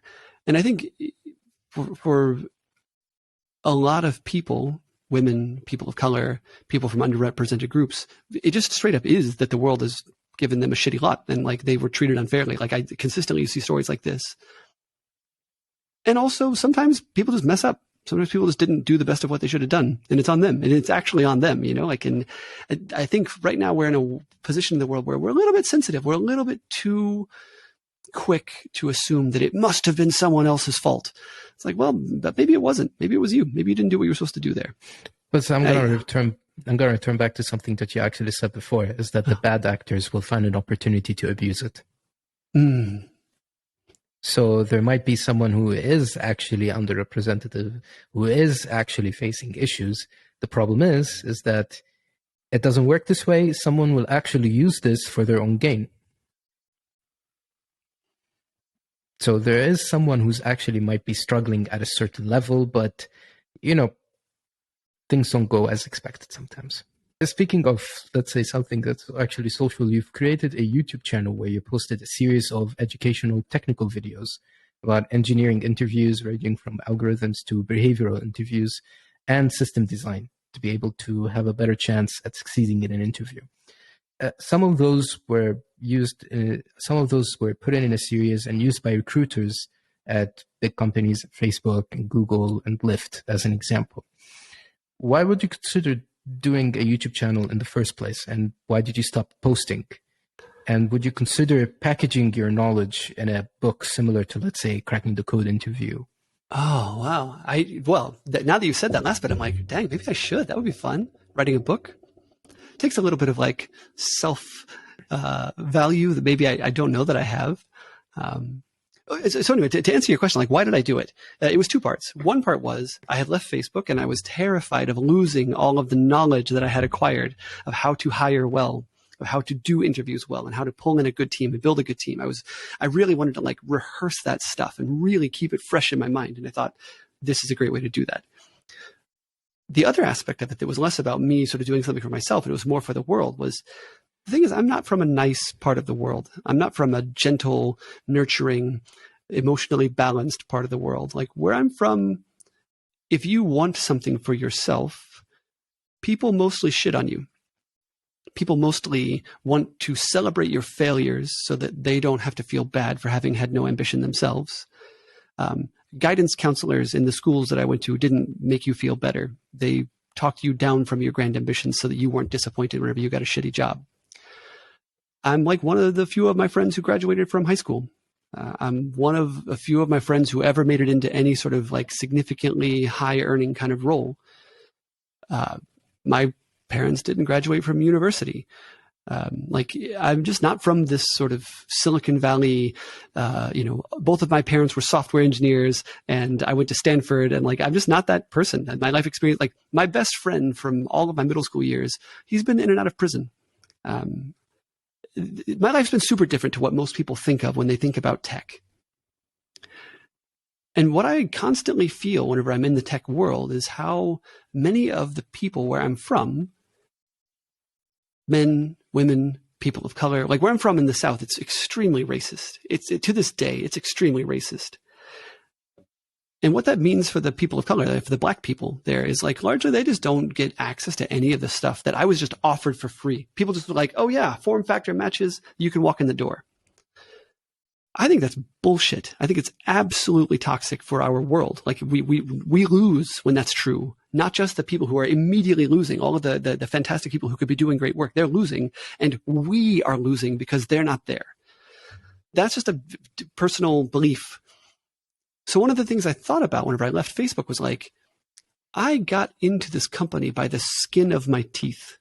If what we talked about before makes the edit, the folks listening will learn that I barely made it through the Facebook interviews. Like I failed outright one of the interviews, and I didn't even do the stuff that I was supposed to do to be ready for the interviews because I didn't know what I was supposed to do. No one told me, by the way, before interviews, do these things. That kind of checklist didn't exist in those days, and I didn't know to look for it anyway. So part of the reason I started the YouTube channel was because I thought I can just tell people this. You know, like I had friends at Facebook who would refer their friends from Harvard or from MIT or from Stanford. And those people would walk in with so much knowledge about how the interview process worked, who the people were that they were going to speak to, what the expectations were, what the social cues were, how they were supposed to conduct themselves in the room. Nobody told me any of that stuff. And where I'm from, no one knows it either. So they're at a huge disadvantage, even if they're just as cognitively capable, even if they're just as hardworking, just as motivated, just as eager and passionate. They have this huge ledge to sort of reach up to. And I thought the least I can do is make a YouTube channel where I talk through what actually happens in these rooms, in these interviews. I'm not going to tell you how to pass the interview, but I can tell you what you're supposed to know walking in, what other people will know walking into that door because they were closer to the industry, because they had a friend who had a job like this, because they worked close to that kind of stuff before. I wanted to level the playing field, basically. That's why I created the YouTube videos. But why did you stop? I stopped because it was exhausting, man. Like I'm not a great filmmaker, right? Like I'm an engineer. In no small part, I ran out of emotional energy for it. Those Fair videos enough. took like a week to film and then days and days and days to edit. I could do them faster now. I'm a more resourceful person now. I'm more practiced at this stuff. I've thought about it. I've thought seriously about it. I'm also plagued by a little bit of self-doubt on this one.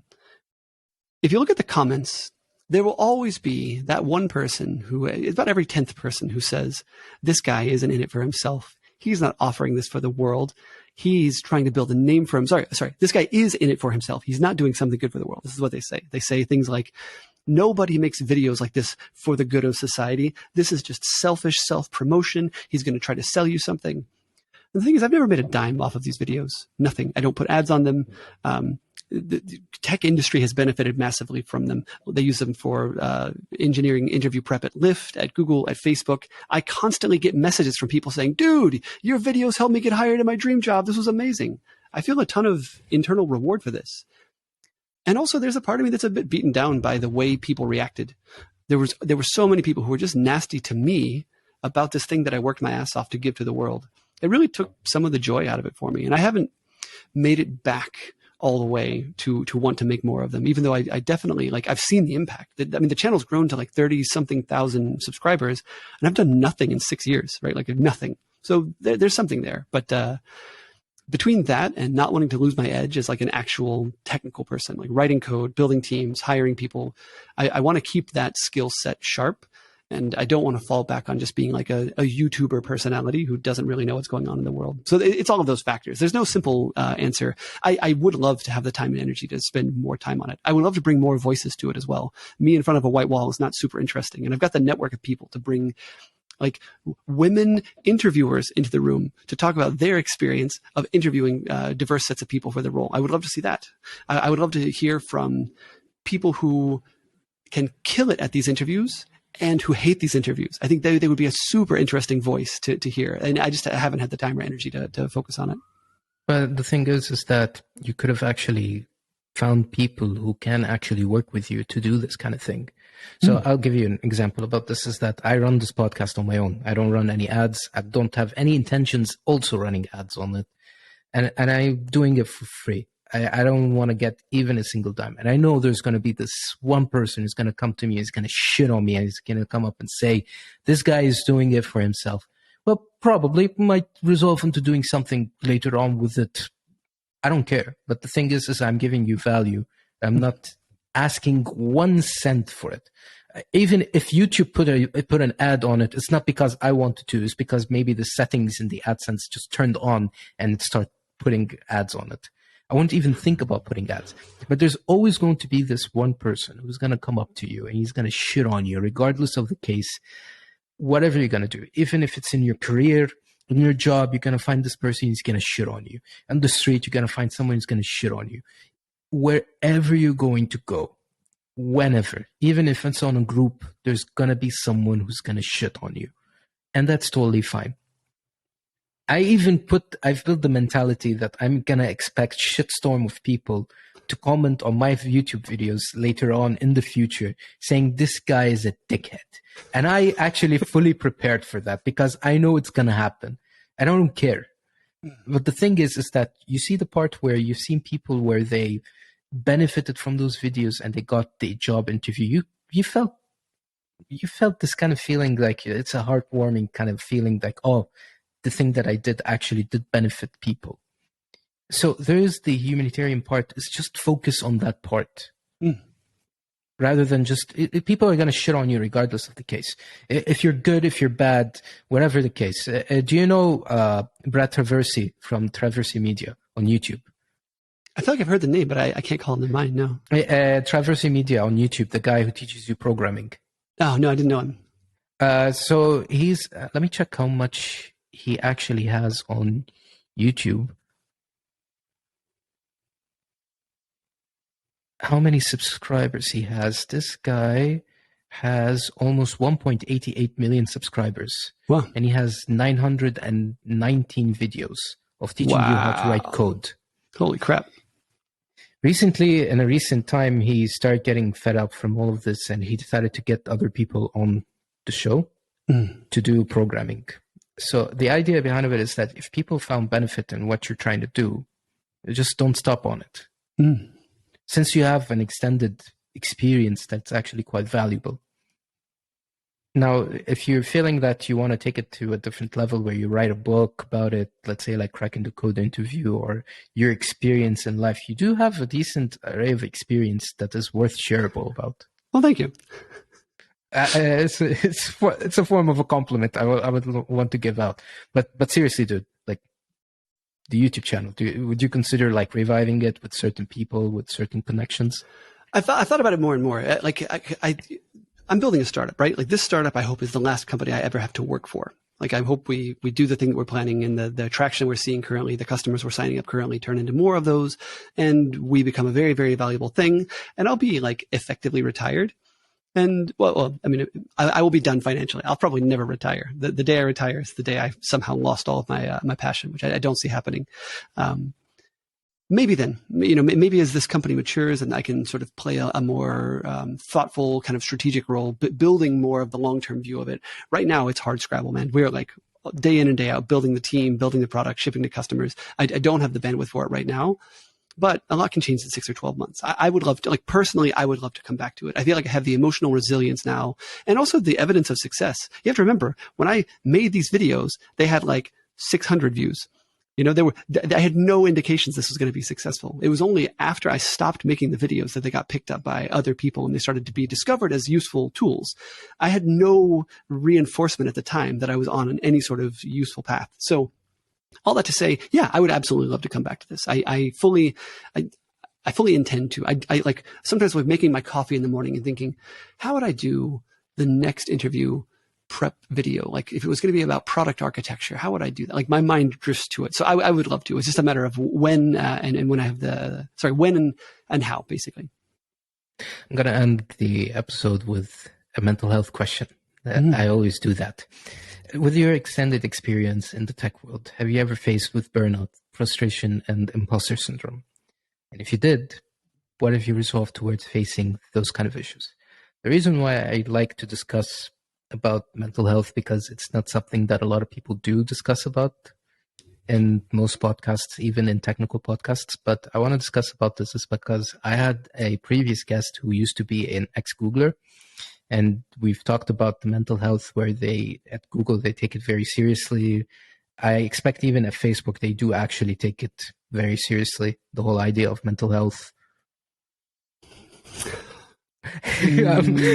Not quite, I guess. Not really, no. Maybe now, maybe as they've grown bigger. I feel like, yeah, not so much. I feel like if I look at Facebook, the folks who had mental health struggles mostly flamed out and left. mostly. Well, then again, how do I know? Actually, I shouldn't say that. I know of several people who were very public about their mental health struggles who also didn't stay at the company much longer. I should say that. I don't know how many people behind the scenes were getting a ton of support. It would be unfair of me to assume that I know what that looks like. But no, I can speak to this. The mental health thing has actually been a big factor for me. So I left Facebook in 2016. I left on a promotion. So I was being valued by the company. They were telling me I'm more valuable to them now than before. But I left anyway because I was burnt out and frustrated and angry and hurt. And I didn't really know what to do about it.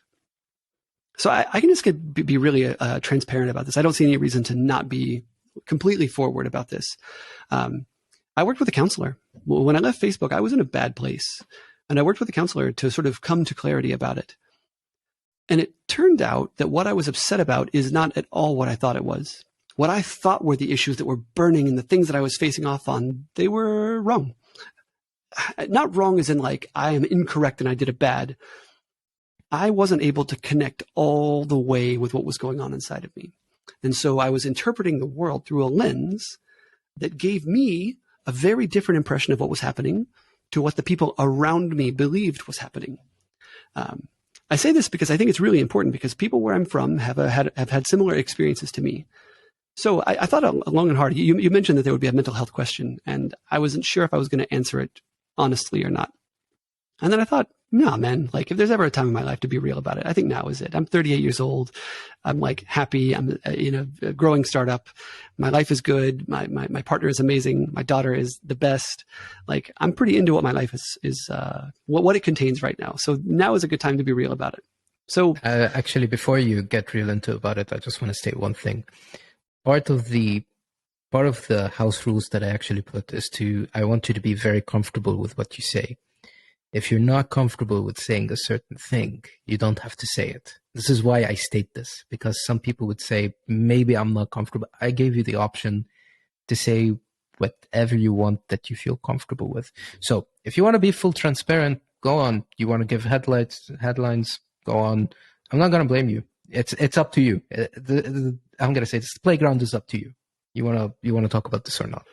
Yeah, no, I really do. I think it's a good thing because I feel like people in the industry don't talk about it much. This is one of those things where I think we're still evolving as a tech industry, and we don't really know what to do about it. And in fairness, I think it's a human problem, not a tech industry problem. And I also think, what do you do about this? So I'll tell you my story here as briefly as I can. Basically, I'm from a culture where most people have experienced significant life trauma. Like there's a tool called the ACE assessment. It's the Adverse Childhood Experiences Assessment. When I take that test, I get like a 7 or an 8 out of 10, depending on how you measure. Like there's one question where I'm like, well, it depends on which way you read it. I think the average psychologist would say, yeah, I'm an 8, which is really high. Like it only goes to 10. And that sucks. That means I didn't know this. Like I didn't know this until I was in my late 20s, that how bad my life had been, how much sadness and hurt it had contained when I was young. I didn't get it because everyone where I'm from has had similar experiences. I'm not special at all. Like I'm super not special. And I know this because after I learned all this stuff, I went back to my friends and said, hey, fill in this survey and tell me what you get. And almost everyone scored around the same as me or higher. So this isn't like a particular like boohoo, my sad sob story. It's just where I'm from. It's not a nice place. There's a lot of trauma there, and it's a generational thing. Like the generation that raised my generation, they experienced their own trauma and they had their own trauma before that. Like no one is the asshole here exactly, but there is generational trauma that gets transmitted, and I am the recipient of that as well. So what that meant was my life experiences early on were that the people who were supposed to care for me often didn't do what they were supposed to do. Sometimes it was teachers, sometimes it was people more closer to me than that. And often they did damage where they were supposed to be caring. Often they brought their own trauma and made their own story the dominant factor in my life experiences. What this led me to was mistrust. This led me to a deep, deep sense of mistrust. The idea that the people around you, the closer to you they are, the more likely they are to hurt you. So fast forward to the tech industry. I did great at tech whenever it was all about hard skills, when it was all about learning how to use the tools and responding to code review comments and learning the technical craft of being an engineer. I was fucking good at this. Pardon my language. I was very good at this. I excelled quickly. I made it to senior engineer very quickly for someone from my background. And then I hit a wall. I hit a big wall. That wall was partly, I had some management troubles. I had some managers who didn't do what they were supposed to do.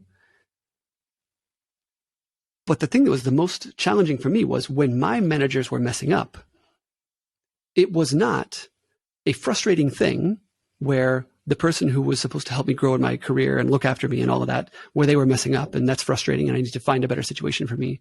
For me, it was a slippery slope all the way back to childhood stuff, all the way back to really bad things that happened to me when I was young. I could not separate those things. I couldn't understand why the people around me didn't share the sense of urgency about the situation that I had. It felt devastating, to be honest with you. Like, devastating is probably the right word. And in truth, like the people I was working with later kind of came around to this. I had a director of engineering try to recruit me back to Facebook about a year after I left. And I reminded him why I left. Like, we were having dinner and he was putting the feelers out there the way directors often do to sort of win someone back to the company. And I told him my story. I was like, dude, just so you remember, this is my story. And he listened and he said, yeah, Jackson, it sounds like he did this thing. He said, it sounds like he got ground up in the gears of this machine a little bit. Even then, I was still so angry and so hurt that I couldn't believe he was describing it this way. And I held on to pain and anger for years, to be honest with you, years. And eventually I had to come around to the idea that, like, yeah, my managers messed up in the management chain. And there was a whole thing around people who were building the Facebook London office versus people who were pure engineering contributors. The people who were pure engineering contributors did better in terms of company growth, promotions and stuff than the people who were building the office. And it turned out that if you invested too much in that, no one would tell you that you shouldn't have done it. You just shouldn't have done it. And I wound up, because I really got into that. I really, really found a lot of joy in that. And it cost me. I didn't get promoted the way I would have if I had been doing just engineering work. And no one says that that's true, because the director of one part of the organization and the director of another part can't shit on each other. But the truth is, that's what happened. So anyway, I was really hurt. I was really, really, this place that I had loved, this place that was a part of my identity, had failed me. I had been put in an impossible position where what I was finding joy in and being intrinsically rewarded by, I was being told that it was important, and then not rewarded for it the way it would be if it was important. And I had to figure that out for myself. And I figured this out the most brutal way possible. I had the suspicion that I was being basically lied to by the people above me. It's too strong, but that's the truth of it.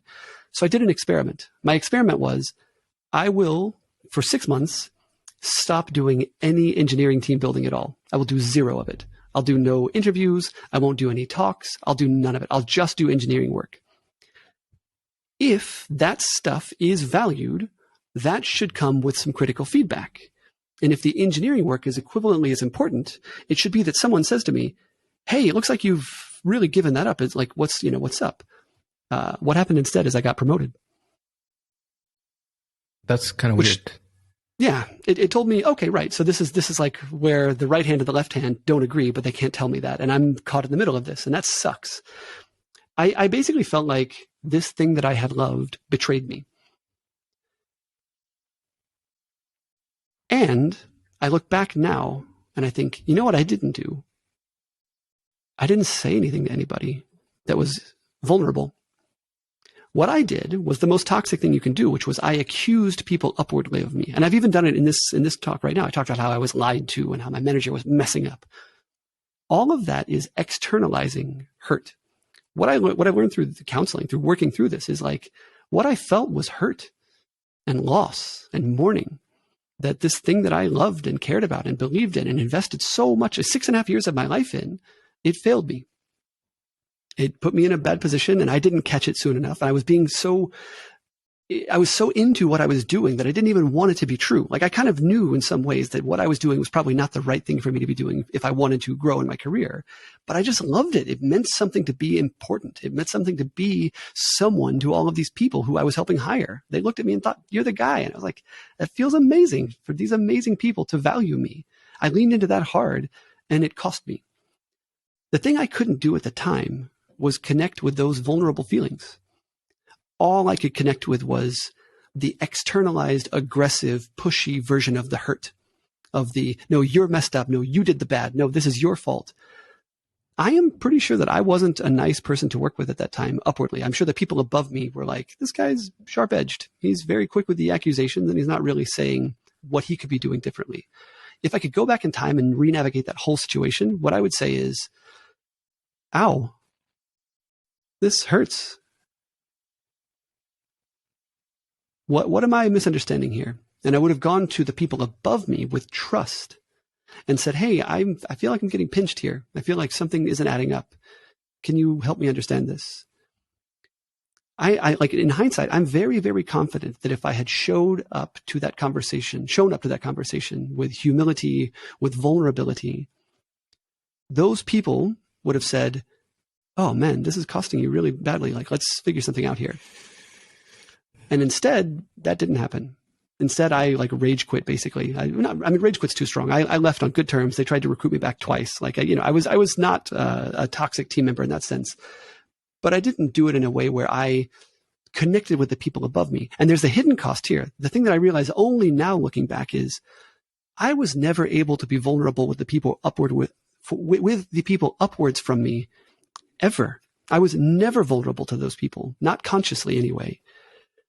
Because of my early childhood experiences, I did not believe that people above me could want good things for me. I believed I needed to succeed despite them. I needed to succeed while protecting myself from them. And I think there's a lot of people in the world who have similar experiences, who have suffered significant trauma that leads them to not be able to trust the people around them at all, to not be able to be vulnerable to the people around them at all. If I could go back in time and do it all over again, that's the thing that I would whisper in my own ear. I'd be like, dude, you are scared of these people and they can help you, but not if you are always keeping one dagger ready to stab them back if they stab you first. You know, like if you're there, you're never going to be in the place where you can receive the best of what they have to offer to you. So that's that. And the thing is, since then, through counseling, I've been able to connect with a bunch of this stuff. I've been able to make sense of a lot of these things and to understand, oh, right, these moments where I responded this way, that was my own trauma. That was my own hurt. And I don't need to attribute that to the situation or the people around me. I can just own that and be a better, more compassionate team member because I can feel my own feelings fully. I can give myself permission to have those softer, more vulnerable emotions that were not allowed me when I was young. Yes, you need to remember the most important thing. It's that it's not your fault. That's the most important thing. Look, a lot of people get into very tough situations. And the world is not the most amazing place in the world. Probably there are people who are in way worse conditions than we are at the current moment. You need to remember that it's not their fault, but they're put in a position where they think that they are the problem. And that's something that's very bad. Yeah. And the thing is that every single person cannot expose the vulnerability that's inside of them because they're afraid of the criticism that the other person and the peers around them that would say about them. So I'll say this very bluntly. If you're a dude who comes up and he tells his guy friend, I'm feeling depressed and these are my problems, he'll come up and tell him, oh, you're such a pussy. Yeah, man. Instead of actually telling him, hey, buddy, do you want to sit down and talk about this for a little bit? We don't get this kind of thing. Rarely you would find those kind of people who really do understand. And the people who do understand are actually the people who got hurt in the past and they realized it. And now they're seeing someone else being hurt that they're trying to help.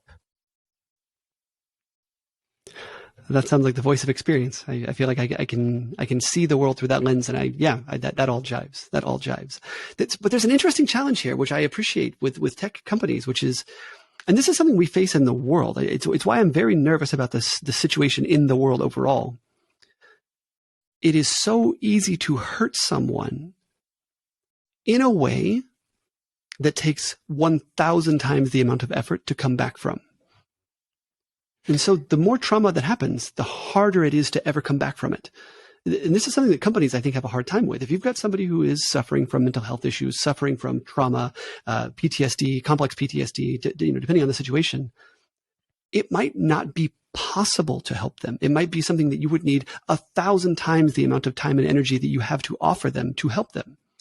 And in situations like that, what do you do? What does anybody do? Like screw big techs and corporates and evil capitalism. Like what does anyone do when someone has been so hurt? I don't know what the answer is. This is one where I actually sympathize with how companies are run a bit, not because I think it's okay to be dismissive of people's trauma, but because there's an upper bound of how much you can contribute to this before the company just doesn't operate because you're so busy worrying about everyone's well-being. And it's got to be their journey. And I say this as a trauma survivor myself. Like it has to be my journey. Of course, I would love to look back and have had a lot more support than I had. And in fact, what I had was in big tech, I had a lot of repeats of my childhood trauma. Like my manager telling me explicitly that I don't deserve the promotion that people senior to him demanded that he give me. Or whenever he told me that my ideas were bad and wrong. Like that was a repeat of my childhood in a bad way. And that sucked. I would much rather have had that not happen, right? I would have been a healthier, happier team contributor had those things not happen. And at the same time, I don't think I can expect a company to be my path to looking after my mental health. I don't see how a company can possibly do it. I'm going to tell you this. In my perspective of how things, some companies, they're not going to resolve to any kind of solution at all because it's not one of their highest priority or it's going to cost them much more than they think it is. They would think about the product. They would do anything to just move the product forward. The thing is that you acknowledge this kind of thing. Since you are a CTO at the current time, you acknowledge this kind of thing. You have the chance to make a better world at where you are. So even if people treated you badly in the past, it's something that happened in the past. You have to acknowledge the thing that happened. You cannot change it, and it happened. But not everyone can. Not everyone can. So sorry. Oops. Yeah. So what's going to happen is what's going to come after. Are you going to repeat the cycle or are you going to break the chain? So it's not about what happened in the past because what happened happened. You cannot change anything that happened. Neither I nor you. But what you can do is what you can do in the future. So right now in the current position that you're currently at, you can provide a much more better experience for the upcomers, much more better than what you did. Yeah.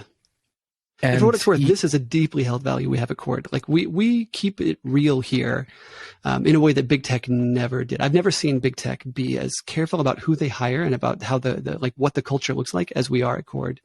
And like one of the things that me and my co-founder explicitly model to our team over and over again is owning our shortcomings and bringing them to the team and trusting the team to treat us with fairness and kindness, because that's what we want people to be able to do at Cord. If you're scared, if you're hurt, if you messed up, if you are worried how people are going to judge you, to be great here, to grow at the maximum rate that you can possibly grow, you got to be able to be that person, all of it. All of it you need to be able to connect with and own. We try to create the sort of environment at Cord where you can actually do that and air that and talk about it with your manager or with me or with my co-founder, and we'll reach your way and find you where you are. And in fact, I feel like we're so much more selective here about the emotional health of the people that we hire than Facebook ever was, like far and away. And I know this because we have rejected a bunch of people from Facebook who we wouldn't hire because they're not healthy. They would bring a toxicity, like we talked about before, the sort of very, very toxic people. I feel mixed about this because I don't think people wake up toxic. I think you become toxic because of adverse life experiences. Some people actually become toxic. Some people become toxic without actually knowing they're toxic. They think this is how life actually works. Yeah. And they will never actually know about this till someone actually points it out to them, and they get really frustrated and they shit on the world while they actually did something that's completely bad. Because the moral compass think that this is the right thing. They lived in an environment that this is the right thing. They're primed to do this thing. You cannot blame this person for one reason is that he or she, or whatever this person is not aware of what the current situation he is in. He was in an environment that was primed for this, and he thought this is completely normal. When he left the bubble that he currently in, and he goes to a different bubble and realized this is not how the world works, he or she or this person would get into an existential crisis. Some of them will resolve into other kind of issues, or they try to get the shit together and not talk about it and move on in life. Yeah. Yeah, 100%. But here's the challenge, right? Like the question I constantly face is like, where do I draw the line as a company, as a co-founder, as a boss, as a manager, as a team member, between being supportive of someone through their trauma and helping them on their journey versus saying, hey, look, that's beyond the pale. Like I can't, like if that's where you're coming from, if that's what you're dealing with, I can't be the person who guides you through that. I can't be the person who, like, I can offer you my perspective. I can support you as much as I can, but there's some line there. This is one I struggle with as a co-founder, as a person building a team, because I care about people. I care about people and I want to help them grow. I want to help them grow even when they can't see it themselves, even when they're rejecting the advice that they need actively to embrace because of something inside of them, some trigger inside of them that says, no, it can't be that for reasons. I want to help that person too. And I think I'm learning on this one. I think I'm actually learning to be less generous. But I think that's actually coming back to a healthy place. I think I've over-invested at times in people who were not going to benefit from the time. And there are enough growth-oriented people who just need a little push that I gotta be thoughtful about how I spend my time, about who I invest my emotional energy in. There's a certain line that you talked about where you can actually help someone or you cannot help someone. You can focus on the part that you can help someone. There are certain positions that you cannot help a certain person. So let's say, for example, someone has complex PTSD. This kind of person needs actual counseling and needs help. They might be on medication. What you can try to do is to give them the environment towards going that, and you can provide, let's say, some sort of helping compensation and aids on buying, let's say, the medication or some sort of that to make the person feel appreciated at a certain level. So let's say, for example, 25 or 50% of the medication will be paid from our side. As an example, I would say this. So this person feels a little bit more appreciated at the company that he's in, and he will provide much more help because the company cares about this person. This kind of thing doesn't happen in big tech. The reason why is because you have a huge flock of people. You cannot track every single person. Maybe some people have the guts to come up and say, hey, I'm having a very bad time. Other people will just chicken out and just say, I don't want to be criticized. And they might say, hey, there's a huge amount of people. I might be the only person facing this. I don't want to be like them. I want to be like everyone else. But in reality, it's not like that. What you can do at the current state that you're currently in is you can actually help the people that you currently can help. And the part that you cannot help, you can try as much as you can to provide help within reason. Not someone who's trying to abuse the entire system, but this to be fair at a certain level, but to give some fairness and to give some help. So if someone has something that cannot be treated easily, you cannot come up and say, hey, I'm going to help you. Don't do that because you're going to hurt them much more. You're going to try to help them. But you could say, hey, I might know this, let's say, good counselor. You can try him. And if you need any kind of help with medications or any of sort of that, just let us know. Maybe we can help with something. The employee would feel much more appreciated because you did the initial offer. It's about the employee taking the offer or not. I'm with that. Yeah, I'm with that. I don't want to get too much in the details here, but yeah, we're basically aligned. Yeah.